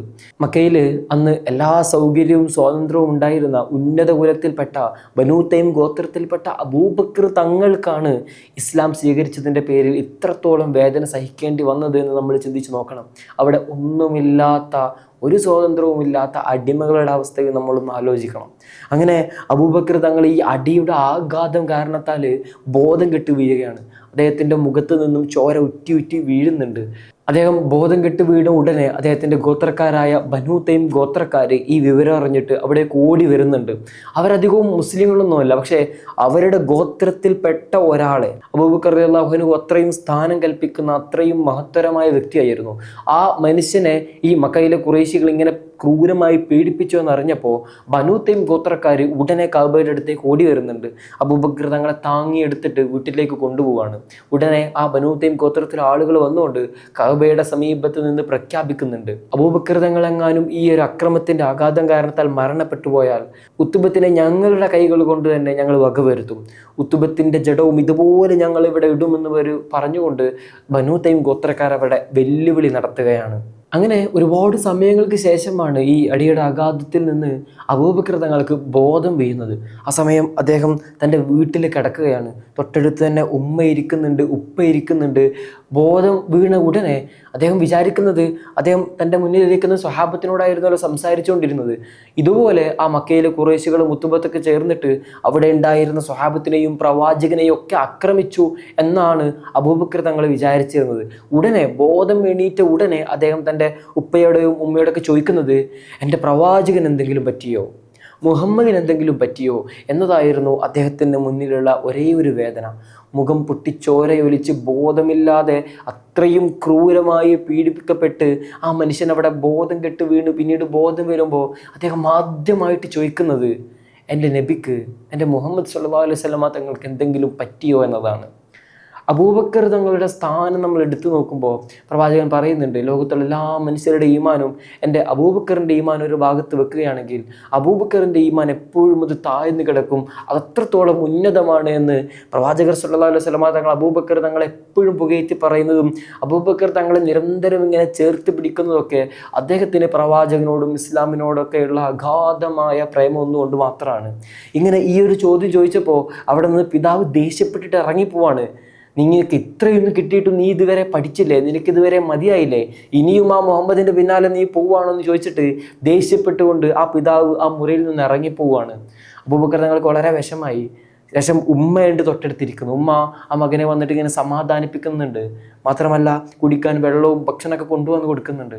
ആ സമയത്തൊക്കെ അബൂബക്കർ തങ്ങൾ മറുപടി പറയുന്നുണ്ട്, ഉമ്മ, എൻ്റെ നബിക്ക് എന്തെങ്കിലും പറ്റിയോ എന്ന് ഞാൻ അറിയുന്നത് വരെ, എൻ്റെ നബിക്ക് എന്തെങ്കിലും അക്രമം ഖുറൈശികളുടെ ഭാഗത്ത് ഉണ്ടായോ എന്ന് അറിയുന്നത് വരെ, എൻ്റെ നബി ആരോഗ്യവാനാണ്, ഒരു പ്രശ്നവുമില്ല എന്നറിയുന്നത് വരെ ഞാനൊരു തുള്ളി വെള്ളം പോലും കുടിക്കുന്നില്ല ഉമ്മ. ആ ഉമ്മയോട് അബൂബക്കർ തങ്ങൾ പറയുന്ന മറുപടിയാണത്. ഉമ്മക്കൊന്നും ചെയ്യാൻ കഴിയുന്നില്ല. ഉമ്മ പറഞ്ഞു, എനിക്കറിയില്ല മോനെ എന്താണ് പറ്റിയത് എന്ന്, എനിക്ക് അവിടെ പോയിട്ട് അന്വേഷിക്കാനും കഴിയില്ല, ഞാൻ പിന്നെ എന്താണ് ചെയ്യേണ്ടത്? ഉടനെ അബൂബക്കർ തങ്ങൾ അതിനുള്ള മറുപടിയും കൊടുക്കും, നിങ്ങൾ ഉമ്മു ജമീലിൻ്റെ അടുത്ത് പോയിട്ട് അന്വേഷിക്കണം. വളരെ രഹസ്യമായിട്ട് ആദ്യകാലത്തെ ഇസ്ലാം സ്വീകരിച്ച് വിശ്വസിച്ച് അത് വളരെ മനസ്സിൽ കൊണ്ടു നടക്കുന്ന സ്ത്രീയായിരുന്നു ഉമ്മു ജമീൽ. ആ ഉമ്മു ജമീൽ ഇവരെ ബന്ധുവാണ്. ആ ഉമ്മു ജമീലിൻ്റെ അടുത്ത് പോയിട്ട് നിങ്ങൾ അന്വേഷിക്കണം പ്രവാചകൻ എന്തെങ്കിലും പറ്റിയോ എന്ന്. ആ സ്നേഹനിധിയായ ഉമ്മ അക്കാലത്തൊന്നും ഇസ്ലാമിലേക്ക് കടന്നു വന്നിട്ടില്ല എന്ന് കൂടെ നമ്മൾ അവിടെ നോക്കണം. ആ ഉമ്മയുടെ തൻ്റെ മകനോടുള്ള സ്നേഹം കൊണ്ട് മാത്രമാണ് ആ ഉമ്മുൽ ഖൈർ എന്ന തൻ്റെ മാതാവ്, അബൂബക്കർ തങ്ങളുടെ മാതാവ്, ഇങ്ങനെ പ്രവാചകൻ എന്തെങ്കിലും പറ്റിയോ എന്ന് അന്വേഷിക്കാൻ വേണ്ടി പോകുന്നത്. അങ്ങനെ ഉമ്മു ജമീലിൻ്റെ വീടിൻ്റെ മുന്നിലെത്തി ഉമ്മു ജമീലിനോട് അന്വേഷിക്കുകയാണ്, പ്രവാചകൻ എന്തെങ്കിലും പറ്റിയിട്ടുണ്ടോ? ഉടനെ ഉമ്മു ജമീൽ മറുപടി ഒന്നും പറയുന്നില്ല. കാരണം വളരെ രഹസ്യമായിട്ട് ഇസ്ലാം സ്വീകരിച്ച് കൊണ്ടു നടക്കുകയാണല്ലോ, ഇത് ഇവരറിഞ്ഞോ ഇവർ വല്ല ശത്രുവുമാണോ എന്നൊക്കെ വിചാരിച്ചിട്ട് മറുപടി ഒന്നും പറയുന്നില്ല. ആ സമയത്ത് ഈ നടന്ന കാര്യങ്ങളൊക്കെ ഈ ഉമ്മുൽ ഖൈർ, അബൂബക്കർ തങ്ങളുടെ ഉമ്മ, ഈ ഉമ്മു ജമീലിനോട് പറഞ്ഞു കൊടുക്കുകയാണ്. ഉടനെ ഞാനും നിങ്ങളുടെ കൂടെ വരാമെന്ന് പറഞ്ഞുകൊണ്ട് ഉമ്മു ജമീൽ ഈ വേദനിച്ച് കിടക്കുന്ന അബൂബക്കർ തങ്ങളെ കാണാൻ വേണ്ടിയിട്ട് വരുന്നൊരു കാഴ്ചയുണ്ട് ചരിത്രത്തിൽ. അതിമനോഹരമായിരുന്നത്. ഇങ്ങനെ ഉമ്മു ജമീൽ ആ വീടിൻ്റെ അടുത്തേക്കെത്തി അബൂബക്കർ തങ്ങളെ കണ്ട ഉടനെ അവിടെ ഇരുന്നിട്ട് നിലവിളിച്ചു പോവുകയാണ്. അള്ളാഹുവാണ് ആരാധ്യൻ എന്ന് പറഞ്ഞതിൻ്റെ പേരിൽ ഈ ഒരു മനുഷ്യനെ നിങ്ങൾ ഇത്രത്തോളം ആക്രമിച്ചിരിക്കുകയാണോ? ജാഹിലിയത്തിൻ്റെ ഇരുണ്ടറകളിൽ പോലും സത്യവിശ്വാസത്തിൻ്റെയും സൽമനസ്സിൻ്റെയും ഉടമയായിരുന്ന ഈ അബൂബക്കർ തങ്ങളെ, ബനൂ തൈം ഗോത്രത്തിലെ ഉന്നതനായ ഈ മനുഷ്യനെയാണോ ഖുറൈശികൾ ഇത്രത്തോളം, അതും എൻ്റെ റബ്ബ് അള്ളാഹുവാണ് എന്ന് പറഞ്ഞതിൻ്റെ പേരിൽ ആ ഒരു കാരണം കൊണ്ട് മാത്രം നിങ്ങളിങ്ങനെ പീഡിപ്പിച്ചിരിക്കുകയും ആക്രമിക്കുകയും ചെയ്തതെന്ന് ആ ഉമ്മു ജമീൽ അവിടെ ഇരുന്നിട്ട് നിലവിളിച്ചു പോകുന്നുണ്ട്. റബ്ബ് എന്തായാലും ഇതിന് നിങ്ങളോട് മറുപടി ചോദിക്കുമെന്ന ഒരു വെല്ലുവിളിയോടുകൂടിയാണ് ഉമ്മു ജമീൽ അവിടെ സംസാരം അവസാനിപ്പിക്കുന്നത്. ഉടനെ അബൂബക്കർ തങ്ങൾ ഉമ്മു ജമീലിനോട് ചോദിക്കുന്നുണ്ട്, എൻ്റെ നബിക്ക് എന്തെങ്കിലും പറ്റിയോ? ആ സമയത്ത് ഉമ്മു ജമീൽ മറുപടി പറയുന്നു, ഇല്ല, അവരാരെയും ഒന്നും ആക്രമിച്ചിട്ടില്ല, നിങ്ങളെ മാത്രമാണ് ആക്രമിച്ചത്. അവിടെ നിങ്ങളുടെ മുന്നിലുണ്ടായിരുന്ന സ്വഹാബത്തിനെയോ അവിടെ ഉണ്ടായിരുന്ന പ്രവാചകനെയോ അവരൊന്നും ചെയ്തിട്ടില്ല. പ്രവാചകൻ ദാറുൽ അർക്കമിൽ വളരെ സുരക്ഷിതനായിട്ടിരിക്കുന്നുണ്ട് എന്ന് ഉമ്മു ജമീൽ പറഞ്ഞു കൊടുക്കുന്നു. ഉടനെ അബൂബക്കർ തങ്ങൾക്ക് വളരെ ആശ്വാസമായി. ദാറുൽ അർക്കം നമ്മൾ പലവട്ടം ഇനി സീരീസിലൂടെ കടന്നു വരാനിരിക്കുന്നൊരു പേരാണ്. പ്രവാചകർ സ്വല്ലല്ലാഹു അലൈഹി വസല്ലമ തങ്ങൾ മക്കയിൽ ആദ്യമായിട്ട് ഇസ്ലാം കൊണ്ടുവരുമ്പോൾ അവർക്കുണ്ടായിരുന്ന ആദ്യത്തെ അഭയ കേന്ദ്രമായിരുന്നു സത്യത്തിൽ ദാറുൽ അർക്കം. ചരിത്രകാരന്മാർ അതിനെപ്പറ്റി വളരെ വിശദമായിട്ട് പഠിക്കുന്നുണ്ട്. എന്തുകൊണ്ട് ദാറുൽ അർക്കമിനെ തിരഞ്ഞെടുത്തു എന്നത് നമുക്കൊന്ന് പരിശോധിക്കാം. ആദ്യകാലത്ത് ഇതുപോലെയുള്ള മുസ്ലിമായ ആളുകൾക്ക് വരാനും അവരുടെ ആരാധന കർമ്മങ്ങൾ നിർവഹിക്കാനും മസ്ജിദുൽ ഖുബായാണ് ആദ്യമായിട്ട് റസൂൽ നിർമ്മിക്കുന്ന പള്ളി. അതിനു മുൻപ് ഇങ്ങനെ സ്വഹാബത്തൊക്കെ നിസ്കരിച്ചിരുന്നത് ഈ ദാറുൽ അർക്കമിൽ വെച്ചിട്ടാണ്. അർക്കം ബിനു അബുൽ അർക്കം എന്ന സ്വഹാബിയുടെ വീടായിരുന്നു അത്. എന്തുകൊണ്ടാണ് പ്രവാചകൻ ആ വീട് തിരഞ്ഞെടുത്തത്? മറ്റൊരുപാട് സ്വഹാബിമാർ, നബിയുടെ അത്രയും പ്രിയപ്പെട്ട ഒരുപാട് സ്വഹാബിമാരോട് ഉണ്ടായിട്ട് കൂടെ എന്തുകൊണ്ടാണ് ഈ അബുൽ അർക്കമിൻ്റെ വീട്, അർക്കം ബിനു അബുൽ അർക്കമിൻ്റെ വീട് എന്തുകൊണ്ടാണ് പ്രവാചകൻ ഈ ഒരു ദൗത്യത്തിന് വേണ്ടി തിരഞ്ഞെടുത്തത് എന്നത് വളരെ ചിന്താദ്വീപകമായ ഒരു സംഗതിയാണ്. ഉമർ റളിയല്ലാഹു അൻഹു ഇസ്ലാം സ്വീകരിക്കുന്നത് ഇവിടെ വെച്ചിട്ടാണ്. ആ സംഭവം നമ്മളവിടേക്ക് വരുന്നുണ്ട്. മാത്രമല്ല ഒരുപാട് സ്വഹാബത്ത് നിസ്കാരം പഠിക്കുന്നതും ദീൻ്റെ കാര്യങ്ങൾ പഠിക്കുന്നതൊക്കെ ദാറുൽ അർക്കമിൽ വെച്ചിട്ടാണ്. പ്രവാചകൻ സ്വഹാബത്തിന് ക്ലാസ് എടുത്ത് കൊടുക്കുന്നതും അധ്യാപനങ്ങൾ നടത്തുന്നതും ഒക്കെ ഈ ദാറുൽ അർക്കമിൽ വെച്ചിട്ടാണ്. എന്തുകൊണ്ടാണ് ദാറുൽ അർക്കം തിരഞ്ഞെടുത്തത്? അതിന് ഏറ്റവും ഒന്നാമത്തെ കാരണമായിട്ട് ചരിത്രകാരന്മാർ രേഖപ്പെടുത്തുന്നത് അത് വലിയ വീടായിരുന്നു എന്നുള്ളതാണ്. ഒരുപാട് സ്വഹാബികൾക്ക് വരാനും അവർക്ക് ഒരുമിച്ച് കൂടാനും അവരുടെ ആരാധന കർമ്മങ്ങളിൽ പങ്കെടുക്കാനൊക്കെയുള്ള അതിന് പറ്റിയ ഇൻഫ്രാസ്ട്രക്ചറോട് കൂടിയ വലിയ വീടായിരുന്നു അക്കാലത്ത് ഉണ്ടായിരുന്നതിൽ അബുൽ അർക്കം, ഈ അർക്കം റളിയല്ലാഹു അൻഹുവിൻ്റെ വീട് എന്നത്. മാത്രമല്ല മറ്റൊരു പ്രധാനപ്പെട്ട കാരണം ഇദ്ദേഹം ബനൂ മഖ്സൂം ഗോത്രത്തിൽപ്പെട്ടതാണ് എന്നുള്ളതായിരുന്നു. മുൻപ് വീഡിയോയിൽ നമ്മൾ നേരത്തെ സൂചിപ്പിച്ചിരുന്നു, ഒരിക്കൽ അബൂജഹൽ വന്നിട്ട് ഈ ഖുറൈശികളോട് പറയുന്നുണ്ട്, ഞങ്ങൾ ബനൂ മഖ്സൂമുകാരും അബൂജഹലിൻ്റെ ഗോത്രമാണ്, അതുപോലെ ബനൂ ഹാഷിമുകാരും പ്രവാചകൻ്റെ ഗോത്രവും വർഷാവർഷങ്ങളായിട്ട് മത്സരിച്ചു കൊണ്ടിരിക്കുകയായിരുന്നു. അതിനിടയിലാണ് പ്രവാചകൻ ഇങ്ങനെ വിശ്വാസകരമായിട്ട് പുതിയൊരു മതവുമായിട്ട് വരുന്നത്. അതുകൊണ്ട് പ്രവാചകത്വം വാദിച്ചുകൊണ്ട് അദ്ദേഹം വന്നപ്പോൾ അവരിൽ ഒരുപടി സ്ഥാനം ഉയരുമല്ലോ. അങ്ങനെ ഇരിക്കുന്ന ഒരു മനുഷ്യനായതുകൊണ്ടാണ്, അവരുടെ ഗോത്രമഹിമയുടെ പേര് കൊണ്ട് മാത്രമാണ് ഞങ്ങൾ പ്രവാചകനെ സമ്മതിക്കാത്തതെന്ന് അബൂജഹൽ നേരത്തെ അവിടെ സൂചിപ്പിച്ചിരുന്നു. അതുപോലെ അതേ ഗോത്രത്തിൽപ്പെട്ട ആളായിരുന്നു, ഈ ബനൂ മഖ്സൂം ഗോത്രത്തിൽപ്പെട്ട ആളായിരുന്നു ഈ അർക്കം റളിയല്ലാഹു അൻഹു. പ്രവാചകർ സല്ലല്ലാഹു അലൈഹി വസല്ലമ തങ്ങൾ തൻ്റെ ഇസ്ലാമിൻ്റെ ആദ്യത്തെ പ്രഭവ കേന്ദ്രമായിട്ട്, ആരാധന കേന്ദ്രമായിട്ട് തിരഞ്ഞെടുക്കുന്നത് ഈ ബനൂ മഖ്സൂം ഗോത്രത്തിൽപ്പെട്ട ഈ ഒരു സഹാബിയുടെ വീടാണ്. ഖുറൈശികളുടെയോ ബനു ഹാശിമുകളുടെ പെട്ട ആരുടെയും വീടല്ല. ഈ ബനൂ മഖ്സൂം ഗോത്രത്തിൽപ്പെട്ട, തങ്ങളോട് കിടമത്സരിക്കുന്ന അതേ ഗോത്രത്തിൽപ്പെട്ട എതിരാളികളുടെ ഒരു ഗോത്രത്തിൻ്റെ വീടാണ് പ്രവാചകൻ ഇതിനു വേണ്ടി തിരഞ്ഞെടുക്കുന്നത്. അതിലൂടെ പ്രവാചകൻ നടത്തുന്ന ഒരു പ്രഖ്യാപനമുണ്ട്. ഇത് ഗോത്രത്തിനോ നിറത്തിനോ വർണ്ണത്തിനോ ഒക്കെ അപ്പുറത്ത് ഇസ്ലാം എല്ലാവരെയും ചേർത്ത് പിടിക്കുന്ന ഒരു പൈതൃകവും അതിൻ്റെ സന്ദേശവും ഒക്കെ ആദ്യകാലം മുതലേ പ്രവാചകൻ അവിടെ പറഞ്ഞു വെക്കുന്നതാണ് നമ്മൾ കാണുന്നത്. പിന്നെ അതിൻ്റെ അപ്പുറത്ത് മറ്റൊരു പ്രധാനപ്പെട്ട കാരണം ഈ വീടിൻ്റെ ലൊക്കേഷനാണ്. വളരെ പ്രൈം ലൊക്കേഷനിലായിരുന്നു വീട് എന്നുള്ളതാണ്. സൊഫാ മലയുടെ അടുത്തായിരുന്നു ഈ വീട്. അതുകൊണ്ട് മക്കയിൽ സ്ഥിരം സന്ദർശകരുണ്ടാവുമായിരുന്നു എന്ന് നമ്മൾ പലവട്ടം പറഞ്ഞതാണ്. മക്കയിൽ എല്ലാ സമയത്തും ഇങ്ങനെ തീർത്ഥാടകരും ആരാധന കർമ്മങ്ങൾക്ക് വേണ്ടി വരുന്ന ആളുകളൊക്കെ ഈ സഫാ കുന്നിൻ്റെ വഴിയാണ് ദിവസവും വരുകയും പോവുകയൊക്കെ ചെയ്തുകൊണ്ടിരിക്കുന്നത്. അതുകൊണ്ട് തന്നെ പ്രത്യേകിച്ച് ഒരാൾ ഇസ്ലാം സ്വീകരിക്കാൻ വേണ്ടിയൊക്കെ ദാറുൽ അർഖമിലൊക്കെ പോയി കഴിഞ്ഞാൽ ഇതിലൂടെ നിരന്തരം യാത്രക്കാരുള്ളത് കൊണ്ട് തന്നെ ഖുറൈശികൾ പ്രത്യേകം ആ വീട്ടിലേക്ക് ശ്രദ്ധിക്കുകയില്ല. മറിച്ച് ഒറ്റപ്പെട്ടൊരു വീട്ടിലേക്ക് സ്ഥിരം ആളുകൾ വരികയും അവിടെ ഒത്തുകൂടുകയും തിരിച്ചു പോരുകയൊക്കെ ചെയ്യുന്നത് ഖുറൈശികളുടെ ശ്രദ്ധയിൽപ്പെട്ടാൽ അവരവിടെ വരാനും ഇങ്ങനെ ആരാധിച്ചു കൊണ്ടിരിക്കുന്ന മുസ്ലിങ്ങളെ ആക്രമിക്കാനൊക്കെ സാധ്യതയുണ്ട്.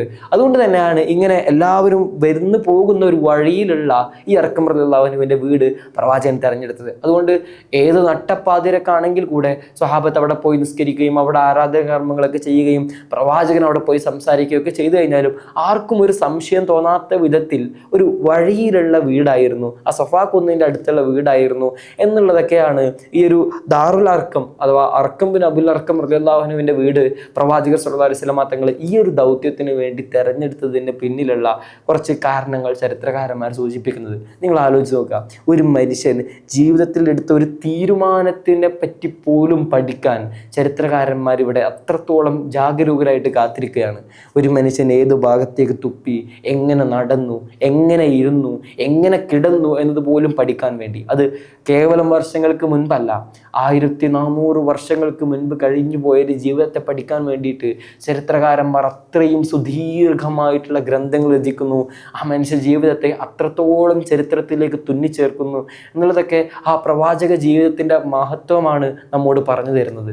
വെറും 20 വയസ്സ് മാത്രം പ്രായമുള്ള, അല്ലെങ്കിൽ അതിൽ താഴെ മാത്രം പ്രായമുള്ള ആളായിരുന്നു ഈ അർക്കം റളിയല്ലാഹു അൻഹു എന്നുള്ളതാണ് ചരിത്രം പറയുന്നത്. അപ്പോൾ അത്രയും താഴെ വളരെ യുവാവായിരുന്ന ഒരാൾ, അവർ വളരെ രഹസ്യമായിട്ട് ഇസ്ലാം സ്വീകരിക്കുകയും അവരുടെ വീട് തന്നെ ഇസ്ലാമിന് വേണ്ടിയിട്ട് ദാനമായിട്ട് നൽകുന്ന മനോഹരമായ ചരിത്രം. ഈ ദാറുൽ അർഖം പലപ്പോഴായിട്ട് ഇനി നമ്മുടെ സീരീസിലൂടെ കടന്നു പോകും. ഉമർ റളിയല്ലാഹുവിൻ്റെ ഇസ്ലാമിക ആശ്ലേഷവുമായി ബന്ധപ്പെട്ടുകൊണ്ട് വളരെ പ്രധാനം അറിയിക്കുന്ന ഹംസ റളിയല്ലാഹുവിൻ്റെ ഇസ്ലാമുമായി ബന്ധപ്പെട്ടുകൊണ്ട് അങ്ങനെ ഒരുപാട് രംഗങ്ങളിൽ ഈ ദാറുൽ അർഖം ഇടപെടുന്നുണ്ട് ഇസ്ലാമിക ചരിത്രത്തിൽ.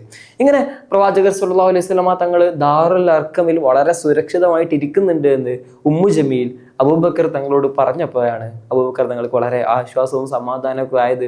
അപ്പോഴാണ് അദ്ദേഹത്തിൻ്റെ ശരീരത്തെ പറ്റിയൊക്കെ ആലോചിക്കുന്നതും അദ്ദേഹം വീണ്ടും കുറച്ച് വെള്ളമൊക്കെ കുടിക്കുന്നതൊക്കെ. അങ്ങനെ അദ്ദേഹം വെള്ളമൊക്കെ കുടിച്ച് കുറച്ച് ആശ്വാസമായപ്പോൾ അദ്ദേഹം പറയുന്നുണ്ട് ഉമ്മു ജമീലിനോട്, എനിക്ക് എൻ്റെ നബിയെ ഒന്ന് കാണണം, എനിക്ക് ദാറുൽ അർഖമിൽ പോകണം. ഉടനെ ഉമ്മു ജമീലും ഉമ്മയായിരുന്ന ഉമ്മുൽ ഖൈറൊക്കെ പറയുന്നുണ്ട്, എങ്ങനെയാണ് മോനെ അത്രയും വേദനയായിട്ട് ശരീരം മുഴുവനും മുറിഞ്ഞിരിക്കുകയാണ്, ചോര ഒലിക്കുന്നുണ്ട്, അത്രയും അവശനായിട്ട് കിടക്കുമ്പോൾ എങ്ങനെയാണ് നിനക്ക് ദാറുൽ അർഖം വരെ പോയിട്ട് പ്രവാചകനെ കാണാൻ സാധിക്കുക? ആ ഒരു വേവലാതി അവരുടെ മുന്നിൽ വെക്കുന്നുണ്ട്. ആ സമയത്ത് അബൂബക്കർ തങ്ങൾ പറയുന്നുണ്ട്, നിങ്ങൾ ഒരാളിൻ്റെ ഒരു ഭാഗത്തും മറ്റാളിൻ്റെ മറുഭാഗത്തു നിന്ന് ഞാൻ നിങ്ങളുടെ തോളിലൂടെ പിടിച്ചിട്ട് നമുക്ക് ദാറുൽ അർഖമിൽ വരെ പോകാം, എനിക്ക് എൻ്റെ പ്രവാചകനെ കാണണം. നിങ്ങൾ ആലോചിച്ച് നോക്ക്, അത്രത്തോളം ശാരീരികമായി വേദന അനുഭവിച്ച് മുറിപ്പെട്ട് കിടക്കുമ്പോഴും ആ പ്രവാചകനെ ഒരു നോക്ക് കാണാൻ വേണ്ടിയിട്ട്, പ്രവാചകൻ സുരക്ഷിതനായിട്ട് ഇരിക്കുന്നുണ്ടോ എന്ന് സ്വയം കണ്ട് തിരിച്ചറിയാൻ വേണ്ടിയിട്ട് അത്രത്തോളം ഒരു മനുഷ്യനെ സ്നേഹിക്കുന്ന തൻ്റെ കൂട്ടുകാരനെയാണ് പ്രവാചകൻ്റെയും അബൂബക്കർ തങ്ങളുടെയും ജീവിതത്തിൽ നമ്മൾ കാണുന്നത്. ഇങ്ങനെ അബൂബക്കർ തങ്ങളുടെ നിർബന്ധത്തിൽ വഴങ്ങിയിട്ട് ഇതുപോലെ ഉമ്മു ജമീലും ഉമ്മുൽ ഖൈറും അദ്ദേഹത്തെ ഇങ്ങനെ തോളിലേറ്റിയിട്ട് ആ ദാറുൽ അർഖമിൻ്റെ വഴിക്ക് നേരെ ഇങ്ങനെ നടന്നു പോവുകയാണ്. ദാറുൽ അർഖമിൻ്റെ കുറച്ചടുത്തെത്തിയപ്പോൾ തന്നെ പ്രവാചകർ സല്ലല്ലാഹു അലൈഹി വസല്ലം തങ്ങൾ ഇങ്ങനെ അബൂബക്കർ തങ്ങൾ ഇതുപോലെ വരുന്നത് കണ്ടിട്ട് അബൂബക്കർ തങ്ങളുടെ അടുത്തേക്ക് ഓടി ചെല്ലുകയാണ്. ഇങ്ങനെ ഇസ്ലാം സ്വീകരിച്ചതിൻ്റെ പേരിൽ, ഇത്രത്തോളം വേദനിക്കപ്പെട്ടതിൻ്റെ പേരിൽ പ്രവാചകർ സല്ലല്ലാഹു അലൈഹി വസല്ലം തങ്ങൾ ഇത്രത്തോളം അവശനായി കിടക്കുന്ന അബൂബക്കർ തങ്ങളെ കണ്ടിട്ട് വളരെ വേദനിക്കുന്നതാണ്. അബൂബക്കർ തങ്ങളെ ഇങ്ങനെ നെഞ്ചോട് ചേർത്ത് പിടിച്ചിട്ട് പ്രവാചകർ സല്ലല്ലാഹു അലൈഹി വസല്ലം തങ്ങൾ അവിടെ നിന്നിട്ട് കരഞ്ഞു പോവുകയാണ്. അത്രത്തോളം അതിക്രൂരമായിട്ട് അബൂബക്കർ തങ്ങൾ ഉത്തുബത്തിനാൽ ആക്രമിക്കപ്പെട്ടിരുന്നു. പ്രവാചകനും അബൂബക്കർ തങ്ങളൊക്കെ ഇങ്ങനെ കെട്ടിപ്പിടിച്ച് കരയുന്നത് കണ്ടപ്പോൾ അവിടെ കൂടിയിരിക്കുന്ന സ്വഹാബത്തും വന്ന ഉമ്മു ജമീലും ഉമ്മുൽ ഖൈറും ഒക്കെ അവിടെ ഇരുന്നിട്ട് ഈ വികാരാതീതമായ ഈ കാഴ്ച കണ്ടിട്ട് അവരൊക്കെ കരയാൻ തുടങ്ങി. ആ സമയത്ത് അബൂബക്കർ തങ്ങൾ പ്രവാചകനോട് പറയുന്നൊരു കാര്യമുണ്ട്, നബിയെ, നിങ്ങൾ എൻ്റെ ഉമ്മക്ക് വേണ്ടിയിട്ടൊന്ന് പ്രാർത്ഥിക്കണം. നമ്മൾ നേരത്തെ സൂചിപ്പിച്ചു, ഉമ്മുൽ ഖൈർ ഇദ്ദേഹത്തിൻ്റെ ഉമ്മ അന്ന് ഇസ്ലാമിലേക്ക് കടന്നു വന്നിട്ടില്ല, ആ സമയമാണത്. നിങ്ങൾ എൻ്റെ ഉമ്മക്ക് ഹിദായത്ത് കിട്ടാൻ വേണ്ടി, അവർ ഇസ്ലാമിലേക്ക് കടന്നു വരാൻ വേണ്ടിയിട്ട് നിങ്ങളൊന്ന് പ്രാർത്ഥിക്കണം. ഉടനെ പ്രവാചകർ സല്ലല്ലാഹു അലൈഹി വസല്ലം തങ്ങൾ ആ നിമിഷം തന്നെ അവിടെ നിന്നിട്ട് അവരുടെ ഉമ്മക്ക് വേണ്ടി പ്രാർത്ഥിക്കുകയാണ്. ആ ഉമ്മ കേൾക്കുന്നുണ്ട്.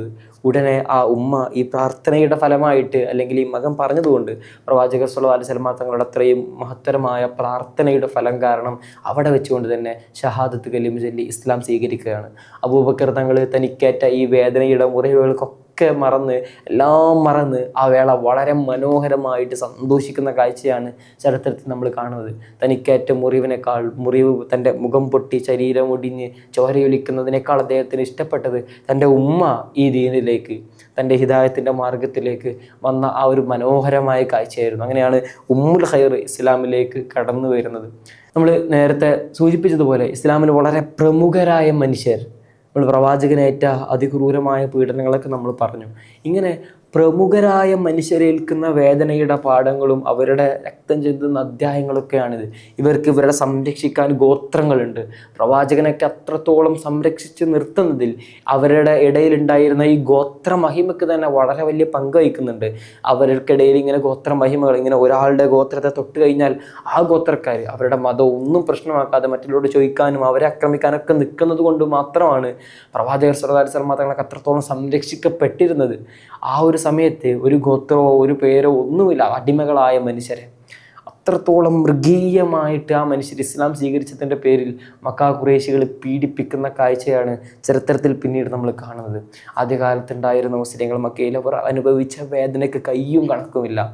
എത്രയോ മനുഷ്യരുടെ ജീവിതം നമുക്കറിയാം. ഇബ്നു അബ്ബാസ് റളിയല്ലാഹു അൻഹു ഒരിക്കൽ തൻ്റെ ശിഷ്യർക്ക് ഇങ്ങനെ പറഞ്ഞു കൊടുക്കുന്നുണ്ട്, ആദ്യകാലത്ത് ഇസ്ലാമിൽ വിശ്വസിച്ച മുസ്ലിങ്ങളായ സ്വഹാബത്ത് അവർ ഇവിടെ മക്കയിൽ അനുഭവിച്ചിരുന്ന വേദനകളെ പറ്റി, ഇങ്ങനെ അടിമകളായ ഒന്നുമില്ലാതിരുന്ന മനുഷ്യരെ ഇവർ വിവസ്ത്രരായിട്ട് മരുഭൂമിയിൽ കൊണ്ടുപോയിട്ട് വെക്കുകയും അവരുടെ മേലെ കല്ല് കയറ്റി വെക്കുകയും അവരുടെ എഴുന്നേൽക്കാൻ പോലും കഴിയാതെ ആ മനുഷ്യരെ ഇങ്ങനെ മൃഗീയമായി പീഡിപ്പിച്ചിരുന്ന അത്രയും വേദനാജനകമായ കാഴ്ചകളെ പറ്റി ഇബ്നു അബ്ബാസ് റളിയല്ലാഹു അൻഹു തൻ്റെ ശിഷ്യർക്ക് പറഞ്ഞു കൊടുക്കുന്നുണ്ട്. അവിടെ ഇങ്ങനെ ഒരു ഒറ്റ കാര്യം ചെയ്താൽ മതി, ഇവർ ലാത്ത ഉസ്സ എന്ന് ഒരു വട്ടം പറഞ്ഞാൽ മതി, അവരെ ഈ ഒരു പീഡനത്തിൽ നിന്നൊക്കെ രക്ഷിക്കും. പക്ഷേ അതിനുപോലും തയ്യാറാവാതെ പലപ്പോഴും ചില സ്വഹാബത്തൊക്കെ ഇങ്ങനെ വേദനയുടെ കാഠിന്യം മൂലം അങ്ങനെ പറഞ്ഞു പോകുമായിരുന്നു. അവരുടെ ഹൃദയം ഇസ്ലാമിൽ ഉറച്ചു വിശ്വസിക്കുമ്പോഴും അവർ നാവ് കൊണ്ടെങ്കിലും ചിലപ്പോഴെങ്കിലും ലാത്ത ഉസ്സ എന്നൊക്കെ പറയുമായിരുന്നു. പക്ഷേ ബിലാൽ റളിയല്ലാഹു അൻഹുവിൻ്റെ ചരിത്രം ഇതിൽ നിന്നൊക്കെ വ്യത്യസ്തമാണ്. അദ്ദേഹം അങ്ങനെ നാവ് കൊണ്ടുപോലും ഇങ്ങനെ ലാത്ത എന്നോ ഉസ്സ എന്നോ മനാത്ത എന്നോ ഒന്നും പറയാതെ അത്രത്തോളം ദൃഢമായിട്ട് ഇസ്ലാമിൽ വിശ്വസിച്ചിരുന്ന ഒരു മനുഷ്യൻ. ബിലാൽ റളിയല്ലാഹു അൻഹുവിൻ്റെ ചരിത്രം നമ്മൾ നേരത്തെ ഈ ചാനലിൽ അപ്ലോഡ് ചെയ്തതാണ്. നിങ്ങൾ കാണാത്ത ആളുകളുണ്ടെങ്കിൽ അത് പോയിട്ട് കാണാം. ഈ ബിലാൽ റളിയല്ലാഹു അൻഹുവിൻ്റെ ചരിത്രവുമായി ബന്ധപ്പെട്ടുകൊണ്ട് എത്യോപ്യയിൽ നിന്നാണ് ഈ ആനക്കലഹത്തിൻ്റെ സംഭവം നമ്മൾ നേരത്തെ ചർച്ച ചെയ്തതാണ്. ഇങ്ങനെ ഇവിടേക്ക് എത്തിയ ഒരു കുടുംബമായിരുന്നു, ഹമാമ എന്നായിരുന്നു അദ്ദേഹത്തിൻ്റെ ഉമ്മയുടെ പേര്. അങ്ങനെയാണ് ഇവർ ഇവിടെ മക്കയിലേക്ക് എത്തുന്നതും പിന്നീട് ഇവിടെ തങ്ങുകയൊക്കെയാണ് ചെയ്യുന്നത്. ശേഷം അവരുടെ കുഞ്ഞിനെ ഉമയ്യത്ത് ബിനു ഖലഫ് എന്ന അതിക്രൂരനായ യജമാനാണ് ഈ അതിശക്തനായ ബിലാൽ റളിയല്ലാഹു അൻഹുവിനെ, കായികപരമായിട്ട് ആരോഗ്യപരമായിട്ട് വളരെ ശക്തിയുള്ളൊരു മനുഷ്യനായിരുന്നു ഈ ബിലാൽ ബിനു റബാഹ് റളിയല്ലാഹു അൻഹു. അങ്ങനെ ഈ ഉമയ്യ ബിനു ഖലഫാണ് എന്ത് ചെയ്യുന്നത്, ഈ ബിലാൽ റളിയല്ലാഹു അൻഹുവിനെ അടിമച്ചന്തയിൽ നിന്ന് വാങ്ങുന്നതും ഇവരുടെ അടിമയായിട്ട് വെക്കുന്നതൊക്കെ. ഇങ്ങനെ ഇസ്ലാമിൽ വിശ്വസിക്കുന്നതിന് മുമ്പ് അത്രത്തോളം ഈ നിറത്തിൻ്റെ പേരിലും വർഗത്തിൻ്റെ പേരിലും ഇങ്ങനെ അടിമയാക്കപ്പെട്ടതിൻ്റെയൊക്കെ പേരിൽ അത്രത്തോളം ക്രൂരമായ മാറ്റി നിർത്തലുകളും വേദനിപ്പിക്കലൊക്കെ അനുഭവിച്ചു കൊണ്ടിരിക്കുമ്പോഴാണ് ഇങ്ങനെ മക്കയിലൊരു പ്രവാചകൻ വന്നിട്ടുണ്ടെന്നും എല്ലാ മനുഷ്യരെയും അവരുടെ തൊലി നിറത്തിൻ്റെയും വർഗത്തിൻ്റെയും വർണ്ണത്തിൻ്റെയും ഒക്കെ അപ്പുറത്ത് അവരെല്ലാവരെയും ഇങ്ങനെ നെഞ്ചോട് ചേർത്ത് പിടിക്കുന്ന കാഴ്ചയൊക്കെ ബിലാൽ തങ്ങൾ കാണുന്നത്. അവരെല്ലാവരും ഒരേപോലെ നിന്നിട്ട് നിസ്കരിക്കുന്നു. ഒരേ സൊഫിൽ കറുത്തവനെന്നോ വെളുത്തവനെന്നോ വേർതിരിവില്ലാതെ അവരിങ്ങനെ ചേർന്ന് നിൽക്കുന്നത് കാണുമ്പോൾ ബിലാൽ റളിയല്ലാഹു അൻഹു സ്വാഭാവികമായും ആ മതത്തിൽ ആകർഷനായി. അങ്ങനെ ഒരു ദിവസം രാത്രിയിൽ ഉത്തുബത്ത് കാണാതെ തൻ്റെ വീട്ടിൽ നിന്ന് ചാടിപ്പോന്നിട്ട് പ്രവാചകർ സല്ലല്ലാഹു അലൈഹി വസല്ലമ തങ്ങളുടെ വാതിലിൽ വന്നിട്ട് മുട്ടുന്നുണ്ട് ബിലാൽ റളിയല്ലാഹു അൻഹു. തൻ്റെ ശരീരഭാഗങ്ങളെ മുഴുവനായിട്ട് മറക്കാനുള്ള വസ്ത്രം പോലും ഇല്ലാത്തതിനാൽ കീറിത്തുന്നിയ ഒരു ചാക്ക് ധരിച്ചിട്ടാണ് അദ്ദേഹം പ്രവാചകനെ കാണാൻ വേണ്ടിയിട്ട് ആ രാത്രി വരുന്നത്. വാതിൽ മുട്ടിയപ്പോൾ പ്രവാചകർ സല്ലല്ലാഹു അലൈഹി വസല്ലമ തങ്ങളെ രാത്രിയിൽ വാതിൽ തുറന്നു നോക്കുമ്പോൾ കാണുന്നത് പുറത്ത് നിൽക്കുന്ന ബിലാലിനെയാണ്. ഉടനെ ബിലാൽ ബിൻ റബാഹ് റളിയല്ലാഹു അൻഹു പറയുന്നു, നബിയെ, എനിക്ക് ഇസ്ലാം സ്വീകരിക്കണം. ഉടനെ പ്രവാചകർ സല്ലല്ലാഹു അലൈഹി വസല്ലമ തങ്ങൾ ആ ബിലാൽ റളിയല്ലാഹു അൻഹുവിനെ നെഞ്ചോട് ചേർത്ത് പിടിച്ചു. ആ സമയത്ത് ബിലാൽ റളിയല്ലാഹു അൻഹു പൊട്ടിക്കരയുകയാണ്. ആ സമയത്ത് അദ്ദേഹം പറയുന്ന മറുപടി ഉണ്ട്, നബിയെ, എൻ്റെ ഉമ്മ എന്നെ പ്രസവിച്ച അന്ന് മുതൽ ഒരു മനുഷ്യനും എന്നെ ഇതുപോലെ ചേർത്ത് പിടിച്ചിട്ടില്ല. അത്രത്തോളം നിറത്തിൻ്റെ പേരിൽ മാറ്റി നിർത്തപ്പെട്ട ഒരു മനുഷ്യൻ. പ്രവാചകർ സല്ലല്ലാഹു അലൈഹി വസല്ലമ തങ്ങൾ അദ്ദേഹത്തെ ഇങ്ങനെ നെഞ്ചോട് ചേർത്ത് പിടിച്ചിട്ട് ഷഹാദത്ത് കലിമ ചൊല്ലി കൊടുക്കുന്നുണ്ട്. അവർ ഇസ്ലാമിലേക്ക് കടന്നു വരുന്നുണ്ട്. എങ്ങനെയായിരിക്കും അവർക്ക് ഇത്രത്തോളം വിശ്വാസം ലഭിക്കുക എന്നുള്ളത് പ്രവാചകൻ്റെ ജീവിതം മാത്രം മതിയായിരുന്നു. എൻ്റെ ഉമ്മ എന്നെ പ്രസവിച്ച അന്നു മുതൽ ഒരു ശരീരവും എന്നെ ചേർത്ത് പിടിച്ചിട്ടില്ല. ആ ഒരു മനുഷ്യനെയാണ് പ്രവാചകർ സല്ലല്ലാഹു അലൈഹി വസല്ലമ തങ്ങൾ നെഞ്ചോട് ചേർത്ത് പിടിച്ചിട്ട് ഇസ്ലാമിൻ്റെ അതിസുന്ദരമായ തീരത്തേക്ക് കൈപിടിച്ച് കൊണ്ടുവരുന്നത്. ഈ ബിലാൽ റളിയല്ലാഹു അൻഹു ഇസ്ലാം സ്വീകരിച്ച വാർത്ത അറിഞ്ഞ ഉടനെ ഉമയ്യത്ത് ബിൻ ഖലഫ് എന്ന ക്രൂരനായ അദ്ദേഹത്തിൻ്റെ യജമാനൻ അദ്ദേഹത്തിനുള്ള പീഡനമുറകളുടെ പരമ്പര അവിടെ ആരംഭിക്കുകയാണ്. നമ്മൾ നേരത്തെ സൂചിപ്പിച്ചതുപോലെ മരുഭൂമിയിലെ കൊണ്ടുപോയിട്ടുള്ള ഒരുപാട് പീഡനങ്ങൾ ഒരുപാട് തവണ ഉമയ്യത്ത് വന്നുകൊണ്ട് വാണിംഗ് കൊടുക്കുന്നുണ്ട്, നീ ഇപ്പോൾ പിന്മാറണം, അല്ലെങ്കിൽ ഞാൻ ആക്രമിക്കും. ആ സമയത്തൊന്നും ബിലാൽ റളിയല്ലാഹു അൻഹു കുലുങ്ങുന്നില്ല. അങ്ങനെയാണ് ഒരിക്കൽ ഇതുപോലെ ഇങ്ങനെ മരുഭൂമിയിലേക്ക് കൊണ്ടുപോയി രാവിലെ ആയിക്കഴിഞ്ഞാൽ ബിലാൽ റളിയല്ലാഹു അൻഹുവിനെ ഇവർ മരുഭൂമിയിലേക്ക് കൊണ്ടുപോകും. വിവസ്ത്രനായിട്ട് ചുട്ടുപൊള്ളുന്ന മരുഭൂമിയിൽ മലർത്തിക്കിടത്തും. ശേഷം വലിയ വലിയ കല്ലുകൾ കൊണ്ടുവന്നിട്ട് ആ മനുഷ്യൻ്റെ ശരീരത്തിൽ വെക്കും. എന്നിട്ട് പറയും, നീ എന്ത് ചെയ്യണം, ലാത്ത എന്നോ ഉസ്സ എന്നൊക്കെ പറയണം. ആ സമയത്തൊക്കെ ബിലാൽ റളിയല്ലാഹു അൻഹു അഹദ് അഹദ് എന്ന് പറഞ്ഞുകൊണ്ടേയിരിക്കും. വർഷങ്ങൾക്ക് ശേഷം ഉമർ റളിയല്ലാഹു അൻഹു ബിലാൽ തങ്ങളോട് ചോദിക്കുന്നുണ്ട്, നിങ്ങൾ എന്തിനായിരുന്നു അന്ന് അങ്ങനെ അഹദ് എന്ന് പറഞ്ഞുകൊണ്ടിരുന്നത്? ആ സമയത്ത് ബിലാൽ തങ്ങൾ പറയുന്ന മറുപടി ഇങ്ങനെയാണ്, എനിക്ക് അന്ന് അള്ളാഹുവിനെ പറ്റി അറിയുന്ന ഏക കാര്യം അഹദ്, അവൻ ഏകനാണ് എന്ന കാര്യം മാത്രമായിരുന്നു. അതുകൊണ്ടായിരുന്നു ഞാൻ അങ്ങനെ പറഞ്ഞുകൊണ്ടിരുന്നത്. അങ്ങനെ ഏകനായ ദൈവത്തിൽ ഇങ്ങനെ ഉറക്കെ വിളിച്ചു പറഞ്ഞുകൊണ്ട് ആ ചുട്ടുപൊള്ളുന്ന മരുഭൂമിയിൽ തൻ്റെ മേലെ ഇങ്ങനെ അട്ടിയായി വലിയ പാറക്കല്ലുകൾ കിടക്കുമ്പോഴും വിവസ്ത്രനായിട്ട് അത്രയും ക്രൂരമായ പീഡനങ്ങളെ ഏറ്റുവാങ്ങുമ്പോൾ പോലും അദ്ദേഹത്തിൻ്റെ നാവ് കൊണ്ട് പോലും അള്ളാഹുവിനെ ഒന്ന് മാറ്റി പറയാൻ പോലും തയ്യാറാവാത്ത അത്രയും ദൃഢമായ വിശ്വാസവുമായിട്ട് ആ മനുഷ്യൻ മുന്നോട്ട് പോവുകയാണ്. രാവിലത്തെ പീഡനമുറകൾ അവിടെ അവസാനിച്ചു കഴിഞ്ഞാൽ രാത്രി അദ്ദേഹത്തിൻ്റെ വിശ്രമമല്ല, മറിച്ച് ആ ബിലാൽ തങ്ങളെ മക്കയിലെ തെരുവിലേക്ക് ഈ ഉമയ്യത്ത് കൊണ്ടുവരികയാണ്. ശേഷം കഴുത്തിലൊരു കയറ് കെട്ടിയിട്ട് മക്കയിലുണ്ടായിരുന്ന തെരുവിലെ കുട്ടികൾക്ക് എന്ത് ചെയ്യും, ഈ ബിലാൽ റളിയല്ലാഹു അൻഹു കൊടുക്കും. അവർ ആ തെരുവിലൂടെ മുഴുവനും ആ മനുഷ്യനെ ഇങ്ങനെ വലിച്ചു കൊണ്ടുപോവുകയാണ്. നിങ്ങൾ ആലോചിച്ച് നോക്കുക ആ രംഗം ഒന്ന്. അദ്ദേഹം ചരിത്രത്തിൽ കാണാം, അദ്ദേഹത്തിൻ്റെ തൊലി മുഴുവൻ പൊളിഞ്ഞു പോയിട്ട് അത്രയും രക്തം കട്ട പിടിച്ച് കിടക്കുന്ന തരത്തിലേക്ക് അത്രത്തോളം ആ മനുഷ്യൻ്റെ ജീവിതം വളരെ ദുസ്സഹമായി മാറി. രാവിലെ മുഴുവനും മരുഭൂമിയിലൂടെ ഇങ്ങനെ പീഡിപ്പിക്കുക. ശേഷം രാത്രിയായി കഴിഞ്ഞാൽ കുട്ടികൾക്ക് കഴുത്തിൽ കയറ് കെട്ടിയിട്ട് നമ്മൾ മൃഗങ്ങളെയൊക്കെ കൊടുക്കുന്നത് പോലെ ആ ബിലാൽ തങ്ങളെ കൊടുക്കുന്നു. വലിച്ചിഴച്ചിട്ട് കിടന്നിട്ടൊക്കെ വലിച്ചേച്ച് കൊണ്ടുപോകുന്ന ശരീരം മുഴുവനും പൊളിഞ്ഞ് രക്തമായും ആ മനുഷ്യന് മാറുകയാണ്. നിങ്ങൾ ആലോചിക്കുക, ആ കാലത്തുണ്ടായിരുന്ന കുട്ടികൾ പോലും, അല്ലെങ്കിൽ ഈ ഒരു പ്രവൃത്തിയെ തടയാൻ ഒരു മനുഷ്യൻ പോലും അവിടേക്ക് വരുന്നില്ല എന്നുള്ളതാണ് ഏറ്റവും നമ്മളെ വേദനിപ്പിക്കുന്ന ഒരു കാര്യം. അത്രത്തോളം ഈ അടിമകളെയും കറുത്ത വർഗ്ഗക്കാരെയൊക്കെ മാറ്റി നിർത്തുന്ന ഒരു സമൂഹത്തിലേക്കാണ് ഇസ്ലാം വന്നിട്ട് ഇസ്ലാം അടിമകളെ എന്ത് ചെയ്തു എന്ന് ചോദിക്കുന്ന ആളുകളൊക്കെ ഈ ഒരു ചരിത്രം ഇരുത്തി വായിക്കേണ്ടതുണ്ട്. ഇങ്ങനെ ദിവസങ്ങൾ കടന്നുപോയിട്ടും ബിലാൽ തങ്ങൾക്ക് മാറ്റമൊന്നുമില്ലാത്ത കാരണത്താൽ ഉമയ്യത്ത് ഒരു ദിവസം തീരുമാനിക്കുകയാണ്, ഇന്ന് അദ്ദേഹത്തെ വധിക്കുകയാണ്. അങ്ങനെ വധിക്കാൻ ഉറച്ചുകൊണ്ടാണ് അദ്ദേഹത്തെയും കൊണ്ട് മരുഭൂമിയിലേക്ക് കൊണ്ടുപോകുന്നത്. ഈ വസ്ത്രനായിട്ട് കിടത്തി ഇങ്ങനെ കല്ലൊക്കെ അട്ടിയെട്ടുമ്പോഴാണ് അതുവഴി അബൂബക്കർ തങ്ങൾ നടന്നു വരുന്നത്. ഉടനെ ഉമ്മയോട് അദ്ദേഹം പറയുന്നുണ്ട്, അള്ളാഹു ആരാധ്യനാണ് എന്ന് പറഞ്ഞതിൻ്റെ പേരിലാണോ നിങ്ങൾ ഈ മനുഷ്യനെ ഇങ്ങനെ പീഡിപ്പിക്കുന്നത്? നിങ്ങൾ ഇദ്ദേഹത്തെ വിൽക്കുന്നുണ്ടോ? ഞാൻ വാങ്ങാം. ഉടനെ ഉമയ്യത്ത് ആ ഒരു കരാറിന് വേണ്ടിയിട്ട്, ആ വിൽപ്പനയ്ക്ക് വേണ്ടിയിട്ട് തയ്യാറാവുകയാണ്. അങ്ങനെ 10 ദിർഹമിന് വേണ്ടിയിട്ടാണ് ആ ബിലാൽ തങ്ങളെ ഇദ്ദേഹം വിൽക്കുന്നത്. ആ കല്ലുകളൊക്കെ മാറ്റി അബൂബക്കർ തങ്ങൾ ബിലാൽ തങ്ങളെ ഇങ്ങനെ തോളിലിട്ടിട്ട് ഈ 10 ദിർഹം കൊടുത്തിട്ട് തിരിച്ചു കൊണ്ടുപോവാണ്. ആ സമയത്ത് പിറകിൽ നിന്ന് ഉമയ്യത്ത് വിളിച്ചു പറയുകയാണ്, അബൂബക്കർ 10 നീ 1 ദിർഹമിനാണ് ചോദിച്ചിരുന്നെങ്കിൽ കൂടെ ഞാൻ ഈ ബിലാലിനെ തരുമായിരുന്നു. എന്തിനാണ് ഈ ഒരു ബിലാലിനെ നിനക്ക്? ആ സമയത്ത് തിരിഞ്ഞു നിന്നുകൊണ്ട് അബൂബക്കർ തങ്ങൾ പറയുന്ന മറുപടി ഉണ്ട്, 10 ഉമയ്യ, നീ 100 ദീനാറാണ് ചോദിക്കുന്നതെങ്കിൽ പോലും ഞാൻ ആ ബിലാലിന് വേണ്ടിയിട്ട് അത് ചെലവാക്കുമായിരുന്നു. കാരണം ഇസ്ലാമിൽ ബിലാലിൻ്റെ സ്ഥാനം അത്രത്തോളമാണ്. നിങ്ങൾ ചരിത്രം പിന്നീട് അങ്ങോട്ട് തുടർന്ന് വായിക്കുക. ബിലാൽ റളിയല്ലാഹു അൻഹു എവിടെയാണ് ചരിത്രത്തിൽ എത്തി നിൽക്കുന്നത് എന്ന രംഗം നിങ്ങളത് വെറുതെ കാണുക. ഇസ്ലാം സ്വീകരിച്ചത് കാരണം കൊണ്ട് മാത്രം ആ മനുഷ്യനേറ്റ ആ പീഡനങ്ങൾക്കെല്ലാം കാവ്യനീതി എന്ന പോലെ പ്രവാചകനും അള്ളാഹുവിൻ്റെ പ്രവാചകനും അള്ളാഹു ഒക്കെ തിരിച്ചു കൊടുക്കുന്ന പ്രതിഫലങ്ങളുടെ വലിയ ഗ്രന്ഥങ്ങളെപ്പറ്റി നിങ്ങൾ പഠിക്കുക. പ്രവാചകർ സല്ലല്ലാഹു അലൈഹി വസല്ലമ തങ്ങളുടെ മുഅദ്ദിനായിട്ട്, പ്രവാചകർ സല്ലല്ലാഹു അലൈഹി വസല്ലമ തങ്ങൾ കഴിഞ്ഞിട്ട് പിന്നീട് മസ്ജിദുൽ അഖ്സയിലും മസ്ജിദുൽ ഹറമിലൊക്കെ ആദ്യമായിട്ട് ബാങ്ക് വിളിക്കുന്ന അത്രത്തോളം സ്ഥാനം നിർണ്ണയിക്കപ്പെട്ട ആ മനുഷ്യനായിക്കൊണ്ട് എല്ലാ മനുഷ്യരെയും, മക്കയിലുണ്ടായിരുന്ന എല്ലാ ആളുകളെയും 5 വക്ത് നിസ്കാരത്തിന് വേണ്ടിയിട്ട് വിളിച്ചൊരുക്കുന്ന ആ വലിയ സ്ഥാനം അള്ളാഹുവിൻ്റെ പ്രവാചകൻ ഈ ബിലാൽ തങ്ങൾക്ക് നൽകുകയാണ്. കഴിയുന്നില്ല. ഫത്ഹ് മക്കയുടെ വേളയിലാണ് ബിലാൽ തങ്ങളുടെ ഏറ്റവും മനോഹരമായ അധ്യായം സംഭവിക്കുന്നത്. ആ കഅബയ്ക്ക് മുകളിൽ കയറിയിട്ട് മക്കയിൽ ബാങ്ക് വിളിക്കാൻ വേണ്ടിയിട്ട് ബിലാൽ തങ്ങളെ പ്രവാചകൻ നിയമിക്കുകയാണ്.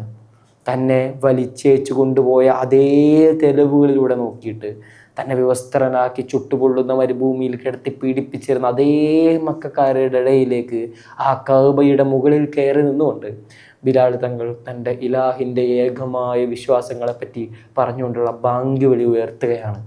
ഇസ്ലാമിൽ വന്നതിന് ശേഷം ബിലാൽ തങ്ങളുടെ സ്ഥാനം എവിടെയാണ്? നമ്മൾ ബിലാൽ തങ്ങളെ പറ്റി ഡീറ്റെയിൽ ആയിട്ടുള്ള വീഡിയോ ചെയ്തിട്ടുണ്ട്. നിങ്ങൾ കാണാത്തവരാണെങ്കിൽ അവിടെ പോയിട്ട് കാണും. ഇങ്ങനെ എല്ലാവരും ഇത്രത്തോളം പീഡിപ്പിക്കപ്പെട്ട രംഗങ്ങളാണ് ചരിത്രത്തിൽ നമ്മൾ കാണുന്നത്. ബിലാൽ തങ്ങളുടെ ചരിത്രം പോലെ തന്നെയാണ് ഖബ്ബാബ് ബിൻ അറത്ത് റളിയല്ലാഹു അൻഹുവിൻ്റെ ചരിത്രം. ഇതുപോലെ അടിമയായിരുന്ന മക്കയിലെ മറ്റൊരു സ്വഹാബിയാണ്.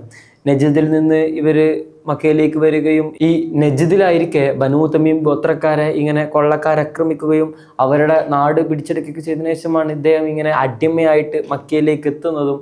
ശേഷം ഈ ഉമ്മു അമ്മാറ ഖുസായി എന്ന ഒരു സ്ത്രീ ഈ ഖബ്ബാബ് റളിയല്ലാഹു അൻഹുവിനെ വാങ്ങുകയാണ്. ശേഷം അദ്ദേഹത്തിന് ഈ ആയുധ നിർമ്മാണങ്ങളൊക്കെ പഠിപ്പിച്ചു കൊടുക്കുന്നുണ്ട്.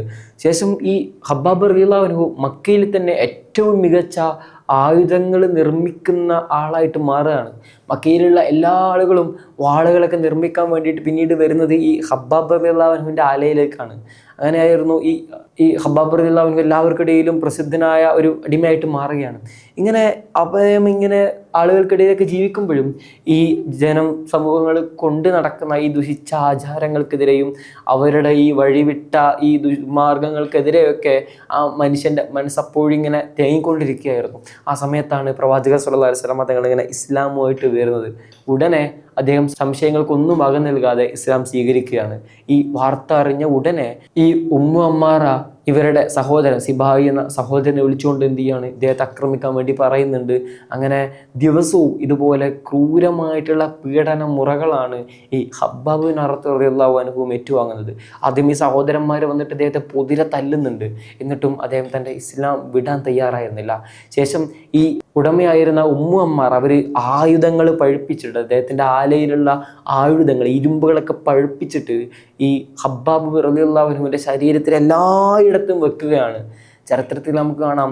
അങ്ങനെ അദ്ദേഹത്തിൻ്റെ തൊലിപ്പുറത്ത് വെച്ച് തൊലി ഉരിഞ്ഞ് കട്ടയായി വരുന്ന രക്തങ്ങൾ കാരണമാണ് ആ ഇരുമ്പ് പഴുപ്പിച്ചത് കെട്ടുപോയിരുന്നത്. അത്രത്തോളം അതിക്രൂരമായിട്ട് ആ മനുഷ്യനെ അവരുടെ ഈ ഉടമ ഈ ഉമ്മു അമ്മാറ എന്ന സ്ത്രീ ഇദ്ദേഹത്തെ എത്രത്തോളം പീഡിപ്പിക്കുകയാണ്. ശരീരത്തിൽ എല്ലായിടത്തും തലയിലും ശരീരങ്ങളിലും മുഴുവനും അദ്ദേഹത്തിന് ഇങ്ങനെ ആയുധങ്ങൾ പഴുപ്പിച്ച് ഇരുമ്പ് പഴുപ്പിച്ച് വെച്ചുകൊണ്ട് അദ്ദേഹത്തെ പീഡിപ്പിക്കുകയാണ്. ഓരോ നിമിഷവും അദ്ദേഹം ഇസ്ലാമിൽ തന്നെ അടിയുറച്ച് വിശ്വസിക്കുന്ന കാഴ്ച അത്രത്തോളം സഹിക്കുന്നുണ്ട്. ഒരിക്കൽ ഈ വേദന സഹിക്കാൻ പറ്റാതെ ഇദ്ദേഹം പ്രവാചകൻ്റെ അടുത്ത് വന്നിട്ട് പരാതി പറയുന്നില്ല, നബി എൻ്റെ അവസ്ഥ നിങ്ങൾ കാണുന്നില്ലേ, നിങ്ങൾ എനിക്ക് വേണ്ടി പ്രാർത്ഥിക്കുന്നില്ലേ? ആ സമയത്ത് പ്രവാചകൻ അദ്ദേഹത്തോട് പറയുന്ന മറുപടിയുണ്ട്, ഞാൻ നിങ്ങൾക്ക് വേണ്ടി പ്രാർത്ഥിക്കുന്നുണ്ട്, നിങ്ങൾ ക്ഷമിക്കുക. ഒരു ദിവസം നമുക്കൊരു വിജയം വരാനുണ്ട്. അന്ന് മുതൽ ഹദർ മൗത്ത് വരെ ഒരു സ്ത്രീക്ക് വളരെ സ്വതന്ത്രമായിട്ട് നടന്നു പോകാൻ പറ്റുന്ന തരത്തിൽ അവരുടെ ആടുകൾക്ക് മേൽ വന്ന് പതിക്കുന്ന ചെന്നായകളെയോ അള്ളാഹുവിനെയോ മാത്രം ഭയന്നുകൊണ്ട് അവർക്ക് എന്ത് ചെയ്യാം, വളരെ സ്വതന്ത്രമായിട്ട് നടന്നു പോകാൻ പറ്റുന്ന ഒരു കാലം ഇവിടെ വരാനുണ്ടെന്ന് പ്രവാചകൻ ആ സമയത്തിലാണ് അദ്ദേഹത്തോട് പറയുന്നത്. പ്രവാചകർ സല്ലല്ലാഹു അലൈഹി വസല്ലം തങ്ങളുടെ ഒരു നിശ്ചയദാർഢ്യം നിങ്ങൾ നോക്കുക. ഒന്നുമില്ലാതെ വിശ്വസിച്ചവർ എത്രത്തോളം ക്രൂരമായിട്ട് പീഡിപ്പിച്ചു കൊണ്ടിരിക്കുന്ന ആദ്യ കാലഘട്ടത്തിൽ പോലും പ്രവാചകൻ ഉറച്ച് വിശ്വസിക്കുകയാണ് ഈ മതവും തൻ്റെ ഈ വിശ്വാസമൊക്കെ ലോകത്തോളം വളരുമെന്നും ലോകത്തെ വലിയ ശക്തികളായിട്ട് മാറുമെന്നും. ഒന്നുമില്ലാത്ത കാലത്ത് തന്നെ പ്രവാചകൻ തൻ്റെ അണികൾക്ക് ഇങ്ങനെ പ്രതീക്ഷ നൽകുന്ന കാഴ്ച നമ്മളിവിടെയൊക്കെ കാണുന്നുണ്ട്. ഒരു ദിവസം പ്രവാചകൻ ഇങ്ങനെ നടന്നു പോകുമ്പോഴാണ് ഈ ഹബ്ബാബ് റളിയല്ലാഹു അൻഹുവിനെ ഇത്രത്തോളം ക്രൂരമായിട്ട് പീഡിപ്പിക്കുന്ന കാഴ്ച കാണുന്നത്. അങ്ങനെ പ്രവാചകൻ അവിടെ ഇരുന്നിട്ട് ദുആ ചെയ്യുന്നുണ്ട്, നീ ഹബ്ബാബ് റളിയല്ലാഹു അൻഹുവിന് സംരക്ഷണം നൽകണേ എന്ന് പറഞ്ഞുകൊണ്ട്. ഉടനെ ഒരു കാവ്യനീതി എന്നതുപോലെയാണ് സംഭവിക്കുന്നത്. ഇവരുടെ ഉടമയായിരുന്ന ഈ ഉമ്മു അമ്മാറക്ക് കാര്യമായിട്ടുള്ളൊരു തലവേദന, ഒരു അസുഖം വരികയാണ്. തലവേദനക്ക് അന്നവിടെ മക്കയിലുണ്ടായിരുന്ന എല്ലാ വൈദ്യന്മാരുടെ അടുത്തേക്കും ഇവർ ചെല്ലുന്നുണ്ട്. അസഹ്യമായ തലവേദന കാരണത്തോളം ഇവർക്ക് ഉറങ്ങാൻ പറ്റുന്നില്ല. അത്രത്തോളം വേദനയുടെ നാളുകളായിരുന്നു ഈ ഉടമക്ക് ഉണ്ടാകുന്നത്. അങ്ങനെ മക്കയിലെ എല്ലാ വൈദ്യന്മാരെയും കണ്ട ശേഷം പുറത്തുനിന്നൊക്കെ അറേബ്യയിലുള്ള മറ്റു വൈദ്യന്മാരെയൊക്കെ കൊണ്ടുവരുന്നുണ്ട്. അങ്ങനെ വലിയൊരു നാട്ടിലുണ്ടായിരുന്ന കാലത്തുണ്ടായിരുന്ന പ്രമുഖനായൊരു വൈദ്യം വന്നുകൊണ്ട് ഈ അസുഖത്തിനുള്ള പ്രതിവിധി പറഞ്ഞു കൊടുക്കുന്നുണ്ട്. നിങ്ങൾ എന്ത് ചെയ്യണം, പഴുപ്പിച്ച ഇരുമ്പ്, ചുട്ടുപഴുപ്പിച്ച ഇരുമ്പ് എന്ത് ചെയ്യണം, തലയിൽ വെക്കണം. അതായിരുന്നു ആ തലവേദനയ്ക്കുള്ള മരുന്ന്. അത് പ്രാകൃതമായ ചികിത്സാ രീതികളാണ്. നമ്മളെ ഇന്നത്തെ പോലെ ഇംഗ്ലീഷ് അല്ലെങ്കിൽ യുനാനി വൈദ്യ അല്ലെങ്കിൽ ആയുർവേദ മരുന്നുകളൊന്നും അക്കാലത്ത് ഉണ്ടായിരുന്നില്ല. വളരെ പ്രാകൃതമായ ചികിത്സാ രീതികളാണ് അന്ന് നിലവിലുണ്ടായിരുന്നത്. അതുകൊണ്ട് തന്നെ ഇരുമ്പ് പഴുപ്പിച്ചിട്ട് തലയിൽ വെക്കാനാണ് ആ വൈദ്യം കൽപ്പിക്കുന്നത്. ഉടനെ അത് ചെയ്യാൻ വേണ്ടിയിട്ട് ഒരാൾ അന്വേഷിക്കുകയാണ്. ആരും അതിന് തയ്യാറാവുന്നില്ല. അത്രത്തോളം വേദന സഹിക്കാൻ ആർക്കും തയ്യാറായിരുന്നില്ല. അങ്ങനെയാണ് ഇവർ അവരുടെ അടിമയായിരുന്ന ഹബ്ബാബ് റളിയല്ലാഹു അൻഹു തന്നെ അത് നിർബന്ധിപ്പിച്ച് ചെയ്യിക്കുകയാണ്. നീ ഇരുമ്പ് പഴുപ്പിച്ചിട്ട് എന്ത് ചെയ്യണം, എൻ്റെ തലയിൽ വെക്കണം. നിങ്ങൾ അള്ളാഹു നൽകുന്ന ഒരു കാവ്യനീതിയുടെ അല്ലെങ്കിൽ ഒരു തിരിച്ചവരെ അനുഭവിപ്പിക്കുന്ന കാഴ്ചകൾ കാണുക അവിടെ. അതുപോലെ ഹബ്ബാബ് റളിയല്ലാഹു അൻഹു തന്നെ നിർബന്ധിപ്പിച്ചിട്ട് എന്ത് ചെയ്യുക, അത് ചെയ്യിക്കുകയാണ്. അങ്ങനെ ഇരുമ്പ് പഴുപ്പിച്ചിട്ട് ആ സ്ത്രീയുടെ തലയിൽ ദിവസവും ഇങ്ങനെ വെക്കുകയും അവരെ അനുഭവിച്ചതുപോലെ അത്രത്തോളം വേദന ഇവരും അനുഭവിക്കുകയാണ്. അങ്ങനെ ആ ഒരു വേദനയുടെയും തലവേദനയുടെ ആഘാതം കാരണത്താൽ ഈ ഉമ്മു അമ്മാറ അവർ മരണമടയുന്ന കാഴ്ചയാണ് ചരിത്രത്തിൽ നമ്മൾ കാണുന്നത്. പല ആളുകളും ഈ ഹബ്ബാബ് റളിയല്ലാഹു അൻഹുവിൻ്റെ അടുത്തേക്ക് ഈ ആയുധങ്ങൾ നിർമ്മിക്കാൻ വരും. ഒരിക്കൽ ആസിബിന് വായിൽ എന്ത് ചെയ്യുന്നുണ്ട്, ഒരു വാൾ നിർമ്മിക്കാൻ വേണ്ടി ഹബ്ബാബ് റളിയല്ലാഹു അൻഹുവിൻ്റെ അടുത്തേക്ക് വരുന്നുണ്ട്. എന്നിട്ട് മനോഹരമായി അദ്ദേഹം പറഞ്ഞതുപോലെ എല്ലാ കാര്യങ്ങളും നടത്തി ഒരു വാൾ നിർമ്മിച്ചു കൊടുത്തപ്പോൾ പൈസ ചോദിച്ചപ്പോൾ ഇവർ നൽകുന്നില്ല. ഇവർ പറയുന്ന മറുപടി, നീ പുനർജന്മത്തിലേക്ക് വിശ്വസിക്കുന്ന ആളല്ലേ, അതുകൊണ്ട് അടുത്ത ജന്മത്തിൽ ഞാൻ നിനക്ക് നിന്റെ പൈസ തരാം, നീ മരിച്ചു കഴിഞ്ഞിട്ട് ജനിക്കുമല്ലോ, അവിടെ വെച്ചിട്ട് മഹ്ശറിൽ വെച്ചിട്ട് നിനക്ക് ഞാൻ പൈസ തരാം എന്നൊക്കെയാണ് ആസിബിന് വായിൽ ഈ ഹബ്ബാബ് റളിയല്ലാഹു അൻഹുവിനോട് പറയുന്നത്. ഇങ്ങനെ അത്രത്തോളം അദ്ദേഹത്തെ പീഡിപ്പിക്കുന്ന കാഴ്ചയൊക്കെ നമ്മൾ കാണുന്നുണ്ട്. അങ്ങനെ വർഷങ്ങൾക്ക് ശേഷം ഉമർ റളിയല്ലാഹു അൻഹു ഒരു വേള ഈ ഹബ്ബാബ് റളിയല്ലാഹു അൻഹുവിൻ്റെ കുപ്പായം മൂരിയിട്ട് അദ്ദേഹത്തിൻ്റെ ആ പാടുകളൊക്കെ കാണേണ്ടി വരുന്നുണ്ട്. അങ്ങനെ ആ സമയത്ത് ഉമർ റളിയല്ലാഹു അൻഹു വളരെ വികാരാതീതനായിട്ട് ആ നിമിഷങ്ങൾ ഓർത്തു പോകുന്നുണ്ട്. അത്രത്തോളം ക്രൂരമായിട്ട് ഈ ഹബ്ബാബ് റളിയല്ലാഹു അൻഹു പീഡിപ്പിക്കപ്പെട്ടത്. പിന്നീട് ഇവരിങ്ങനെ മക്കയിലേക്ക് വരികയും മദീനയിലേക്ക് വരുന്ന സമയത്ത് ഇദ്ദേഹം ബിസിനസ് ആരംഭിക്കുകയും ശേഷം വളരെ വലിയ ധനാഢ്യനായിട്ട് സമ്പന്നനായിട്ട് മാറുന്നുണ്ട് ചരിത്രത്തിൽ. അദ്ദേഹത്തിൻ്റെ വീടിന് മുന്നിൽ ഒരു ബോക്സ്, ഒരു പെട്ടി വെക്കുന്നുണ്ട്. അതിൽ പൈസ അദ്ദേഹം ഇടും. വിശന്ന് വലഞ്ഞു വരുന്ന ആളുകൾ, പൈസ ആവശ്യമുള്ള ആളുകൾക്ക് എന്ത് ചെയ്യാം, അവിടെ വന്നിട്ട് പൈസ എടുത്തിട്ട് പോകാം. അത്രത്തോളം ദാനധർമ്മിയായ സമ്പന്നനായ മനുഷ്യനായിട്ട് പിന്നീട് ഹബ്ബാബ് റളിയല്ലാഹു അൻഹു മാറുന്ന കാഴ്ചയാണ് ചരിത്രത്തിൽ പിന്നീട് നമ്മൾ കാണുന്നത്. മറ്റൊരു പ്രധാനപ്പെട്ട വ്യക്തി അബൂദർ ഗിഫാരി റളിയല്ലാഹു അൻഹു ആണ്. യമനിലെ കുപ്രസിദ്ധമായ ഗോത്രമായിരുന്നു ഈ ഗിഫാർ ഗോത്രം.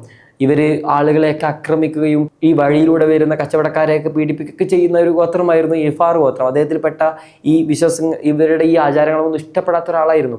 അങ്ങനെയാണ് ഇദ്ദേഹം മക്കയിൽ ഇങ്ങനെ ഒരു പ്രവാചകൻ വന്നിട്ടുണ്ടെന്ന് അറിഞ്ഞതോടുകൂടെ യമനിൽ നിന്ന് എന്ത് ചെയ്യുന്നത്, മക്കയിലേക്ക് വരികയും ശേഷം ഹറമിനെ ചുറ്റിപ്പറ്റി അദ്ദേഹം ഇങ്ങനെ ജീവിക്കുകയാണ്. നമ്മൾ പലവട്ടം പറഞ്ഞാണ് ഇദ്ദേഹത്തിൻ്റെ ചരിത്രം. ഈ ഹറമിനെ ചുറ്റിപ്പറ്റി അദ്ദേഹം ജീവിക്കുകയാണ്. ഈ സംസം വെള്ളം മാത്രം കുടിച്ചിട്ട് ഭക്ഷണം പോലും കഴിക്കാതെ ഹറമിൻ്റെ സമീപത്ത് അദ്ദേഹം ജീവിക്കുകയാണ്. അങ്ങനെ ഒരു ദിവസം അലി റളിയല്ലാഹു അൻഹു ഈ സ്വഹാബിയെ കാണുന്നുണ്ട്. ഈ മനുഷ്യനെ കണ്ടു ചോദിക്കുന്നുണ്ട്, എന്തിനാണ് നിങ്ങളോട് വന്നത്? ആ സമയത്ത് പറയുന്നുണ്ട്, ഞാൻ ദിവസങ്ങളായിട്ട് ഇവിടെ കഴിയുന്നു. ആ സമയത്ത് ആരെയും വിശ്വാസമില്ല. ആരാണ് ഈ പ്രവാചകനെ വിശ്വസിക്കുന്നതൊന്നും അറിയില്ല. അലി റളിയല്ലാഹു അൻഹു ആണ് കൃത്യസമയത്ത് ഇദ്ദേഹത്തെ കാണുന്നത്. എന്നിട്ട് അലി റളിയല്ലാഹു അൻഹു എന്ത് ചെയ്യുന്നുണ്ട്, ഈ ഗിഫാർ റളിയല്ലാഹു അൻഹുവിനെ അദ്ദേഹത്തിൻ്റെ വീട്ടിൽ കൊണ്ടുപോയിട്ട് ഭക്ഷണമൊക്കെ കൊടുത്ത് തിരിച്ചു വിടുന്നുണ്ട്. ആ സമയത്തൊന്നും ഈ അബൂദർ റളിയല്ലാഹു അൻഹു ഇതിനാണ് താൻ വന്നതെന്നോ ഈ പ്രവാചകനെ കാണണമെന്നോ ഒന്നും പറയുന്നില്ല. അങ്ങനെ ദിവസങ്ങൾ കഴിഞ്ഞു പോയി. അലി റളിയല്ലാഹു അൻഹു വീണ്ടും ഒരു ദിവസം ഹറമിൽ വരുമ്പോൾ അയാൾ അവിടെ കാണുകയാണ്. ഇദ്ദേഹം സംസം വെള്ളം മാത്രം കുടിച്ചിട്ട് വിശപ്പടക്കിയിട്ട് എന്ത് ചെയ്യാണ്, ആ കഅബയുടെ ഹറമിന്റെ പരിസരത്ത് തന്നെ ഇങ്ങനെ കഴിഞ്ഞു കൂടുകയാണ്. ആ സമയത്തും അലി റളിയല്ലാഹു അൻഹു ഇതുപോലെ വീട്ടിൽ കൊണ്ടുപോയിട്ട് ഭക്ഷണം കൊടുത്തിട്ട് ചോദിക്കുമ്പോൾ ആ സമയത്ത് അദ്ദേഹം മറുപടി പറയുന്നുണ്ട്, ഞാൻ യമനിൽ നിന്ന് വരികയാണ്, ഗിഫാർ ഗോത്രത്തിൽപ്പെട്ട ആളാണ്, മാത്രമല്ല ഞാനിവിടെ ഒരു പ്രവാചകൻ വന്നിട്ടുണ്ട് എന്നറിഞ്ഞിട്ട് വന്നതാണ് എന്നൊക്കെ പറഞ്ഞിട്ട് അലി റളിയല്ലാഹു അൻഹുവിനോട് പറയുകയാണ്. അലി റളിയല്ലാഹു അൻഹു വളരെ സന്തോഷത്തോടു കൂടെ ഇദ്ദേഹത്തെ പ്രവാചകന്റെ അടുത്തേക്ക് കൊണ്ടുപോയി ദാറുൽ അർഖമിൽ കൊണ്ടുപോയിട്ട് അദ്ദേഹം ഇസ്ലാമിൽ വിശ്വസിക്കുകയൊക്കെ ചെയ്യുന്നുണ്ട്. അങ്ങനെ ഈ അർക്കം ഗോത്രക്കാരെയൊക്കെ ഇസ്ലാമിലേക്ക് ക്ഷണിക്കട്ടെ എന്നൊക്കെ പറഞ്ഞുകൊണ്ടാണ് അദ്ദേഹം വരുന്നത്. ആ സമയത്ത് എന്ത് ചെയ്യുന്നുണ്ട്, പ്രവാചകൻ പറയുന്നുണ്ട്, നിങ്ങളിപ്പോൾ തിരിച്ച് നിങ്ങളുടെ നാട്ടിലേക്ക് തന്നെ യമനിലേക്ക് തന്നെ തിരിച്ചു പോവുക, അദ്ദേഹം ഇവിടെ നിൽക്കട്ടെ എന്നൊക്കെ പ്രവാചകനോട് സമ്മതം ചോദിക്കുന്നുണ്ട്. ആ സമയത്താണ് പ്രവാചകൻ പറയുന്നത്, നിങ്ങൾ എന്ത് ചെയ്യണം, യമനിലേക്ക് തന്നെ നിങ്ങളുടെ നാട്ടിലേക്ക് തന്നെ തിരിച്ചു പോവുക, ഒരു സമയത്ത് ഞാൻ വിജയിക്കുന്ന വാർത്ത നിങ്ങളെ തേടി വരും, അന്ന് നിങ്ങൾ ഇവിടേക്ക് തിരിച്ചു വരിക എന്ന് പറയുകയാണ്. പ്രവാചകന്റെ ദീർഘവീക്ഷണം നിങ്ങൾ ആലോചിച്ച് നോക്കുക. അങ്ങനെ ഈ ഗിഫാർ റളിയല്ലാഹു അൻഹു തിരിച്ച് നാട്ടിലേക്ക് പോവുകയാണ്. ആ സമയത്ത് പ്രവാചകൻ പറയുന്നുണ്ട്, വളരെ രഹസ്യമായിട്ട് വേണം നിങ്ങളുടെ നാട്ടിലേക്ക് പോകാൻ. പക്ഷേ അദ്ദേഹത്തിൻ്റെ അതിര് കടന്ന സന്തോഷം കാരണത്താൽ, ഇസ്ലാം സ്വീകരിച്ചതിൻ്റെ അത്രത്തോളം ആഹ്ലാദം കാരണത്താൽ ഹറമിൻ്റെ അടുത്ത് പോയിട്ട് അദ്ദേഹം നിലവിളിച്ച് പറയുകയാണ്, ഞാൻ ഇസ്ലാം സ്വീകരിച്ചു എന്ന്. അത് കേട്ട ഉടനെ ഖുറൈശികൾ അദ്ദേഹത്തെ അവിടെ ഇട്ട് ആക്രമിക്കുകയാണ്. കാരണം പുറത്ത് നിന്നുള്ള ആളുകൾ വന്നുകൊണ്ട് ഇസ്ലാം സ്വീകരിച്ചിട്ട് ഇവിടുന്ന് പോയി കഴിഞ്ഞാൽ അവിടെ നിന്ന് എന്ത് ചെയ്യും, ഇവർ ഈ വാർത്തകളൊക്കെ അറിയുകയും ഖുറൈശികളെ പരിഹസിക്കുന്നുള്ളതുകൊണ്ട് എന്ത് ചെയ്യാണ്, അബൂദർ റളിയല്ലാഹു അൻഹുവിനെ അവർ അവിടെ ഇട്ട് ആക്രമിക്കുകയാണ്. ഉടനെ അബ്ബാസ് റളിയല്ലാഹു അൻഹു ഓടി വന്നുകൊണ്ട് പറയുന്നുണ്ട്, നിങ്ങൾ ആരെയാണ് ആക്രമിക്കുന്നത് നിങ്ങൾക്കറിയോ, ഇത് ഗിഫാർ ഗോത്രത്തിൽപ്പെട്ട കുപ്രസിദ്ധമായ ഗോത്രമാണ്, നിങ്ങൾക്ക് ഷാമിലേക്ക് കച്ചവടത്തിന് വേണ്ടി ഇനിയും പോണ്ടേ എന്നാണ് അദ്ദേഹം ചോദിക്കുന്നത്. കാരണം ഷാമിലേക്ക് കച്ചവടത്തിന് പോവുക ഈ യമൻ വഴിയാണ്, ഇവരുടെ ഗോത്രത്തിൻ്റെ പ്രദേശം വഴി വിട്ടിട്ട് വേണം എന്ത് ചെയ്യാം, മക്കയിലെ ഖുറൈശികൾക്ക് അവരുടെ പ്രധാന കച്ചവട മാർഗം, അവരുടെ സാമ്പത്തിക മാർഗം തന്നെ കച്ചവടമായിരുന്നു. അതുകൊണ്ട് അവിടേക്ക് നിങ്ങൾക്ക് പോകണ്ടേ, ഷാമിലേക്കൊന്നും ഇനി കച്ചവടത്തിന് പോകണ്ടേ എന്നാണ് ചോദിക്കുന്നത്. ഇദ്ദേഹത്തിന് എന്തെങ്കിലുമൊക്കെ പറ്റിക്കഴിഞ്ഞാൽ ഗിഫാർ ഗോത്രക്കാർ വെറുതെ ഇരിക്കുന്നു നിങ്ങൾ തോന്നുന്നുണ്ടോ, ഞങ്ങളുടെ കച്ചവടങ്ങളെയൊക്കെ അവർ കൊള്ളയടിച്ച് കളയുമെന്നൊക്കെ പറഞ്ഞിട്ട് അവരെ ഭീഷണിപ്പെടുത്തുകയാണ്. ആ സമയത്ത് ഇദ്ദേഹത്തെ വെറുതെ വിടുകയും അദ്ദേഹം തൻ്റെ നാട്ടിലേക്ക് പോവുകയും ശേഷം ഒരുപാട് കാലം പ്രബോധനമൊക്കെ നടത്തുന്നുണ്ട്. ആരും വിശ്വസിക്കുന്നില്ല, അദ്ദേഹത്തിൻ്റെ ഭാര്യയും ഉപ്പയും മാത്രമാണ് വിശ്വസിക്കുന്നത്. അദ്ദേഹത്തിന് വളരെ നിരാശയായിരുന്നുണ്ട്. ശേഷം പിന്നീട് പ്രവാചകൻ്റെ അടുത്തേക്ക് വന്നിട്ട് പറയാണ്, നിങ്ങൾ എൻ്റെ സമൂഹത്തിന് വേണ്ടിയിട്ടൊന്ന് പ്രാർത്ഥിക്കണം, അവർക്ക് ശിക്ഷ വരാൻ വേണ്ടിയിട്ട് പ്രാർത്ഥിക്കണം, അവരാരും അള്ളാഹുവിൽ വിശ്വസിക്കുന്നില്ല എന്നൊക്കെ പറയുന്നുണ്ട്. ആ സമയത്ത് പ്രവാചകൻ എന്ത് ചെയ്യാണ്, നിങ്ങൾ വീണ്ടും തിരിച്ചു പോവുക എന്ന് പറഞ്ഞിട്ട് അദ്ദേഹത്തിന് വേണ്ടിയിട്ട് പ്രാർത്ഥിച്ചു കൊടുക്കുന്നുണ്ട്, നിങ്ങളുടെ എല്ലാവരെയും ഇസ്ലാമിലേക്ക് വരാനൊക്കെ വേണ്ടിയിട്ട്. പിന്നീട് അദ്ദേഹം വീണ്ടും അദ്ദേഹത്തിൻ്റെ നാട്ടിലേക്ക് പോയിട്ട് വീണ്ടും പ്രബോധനം നടത്തുന്നു.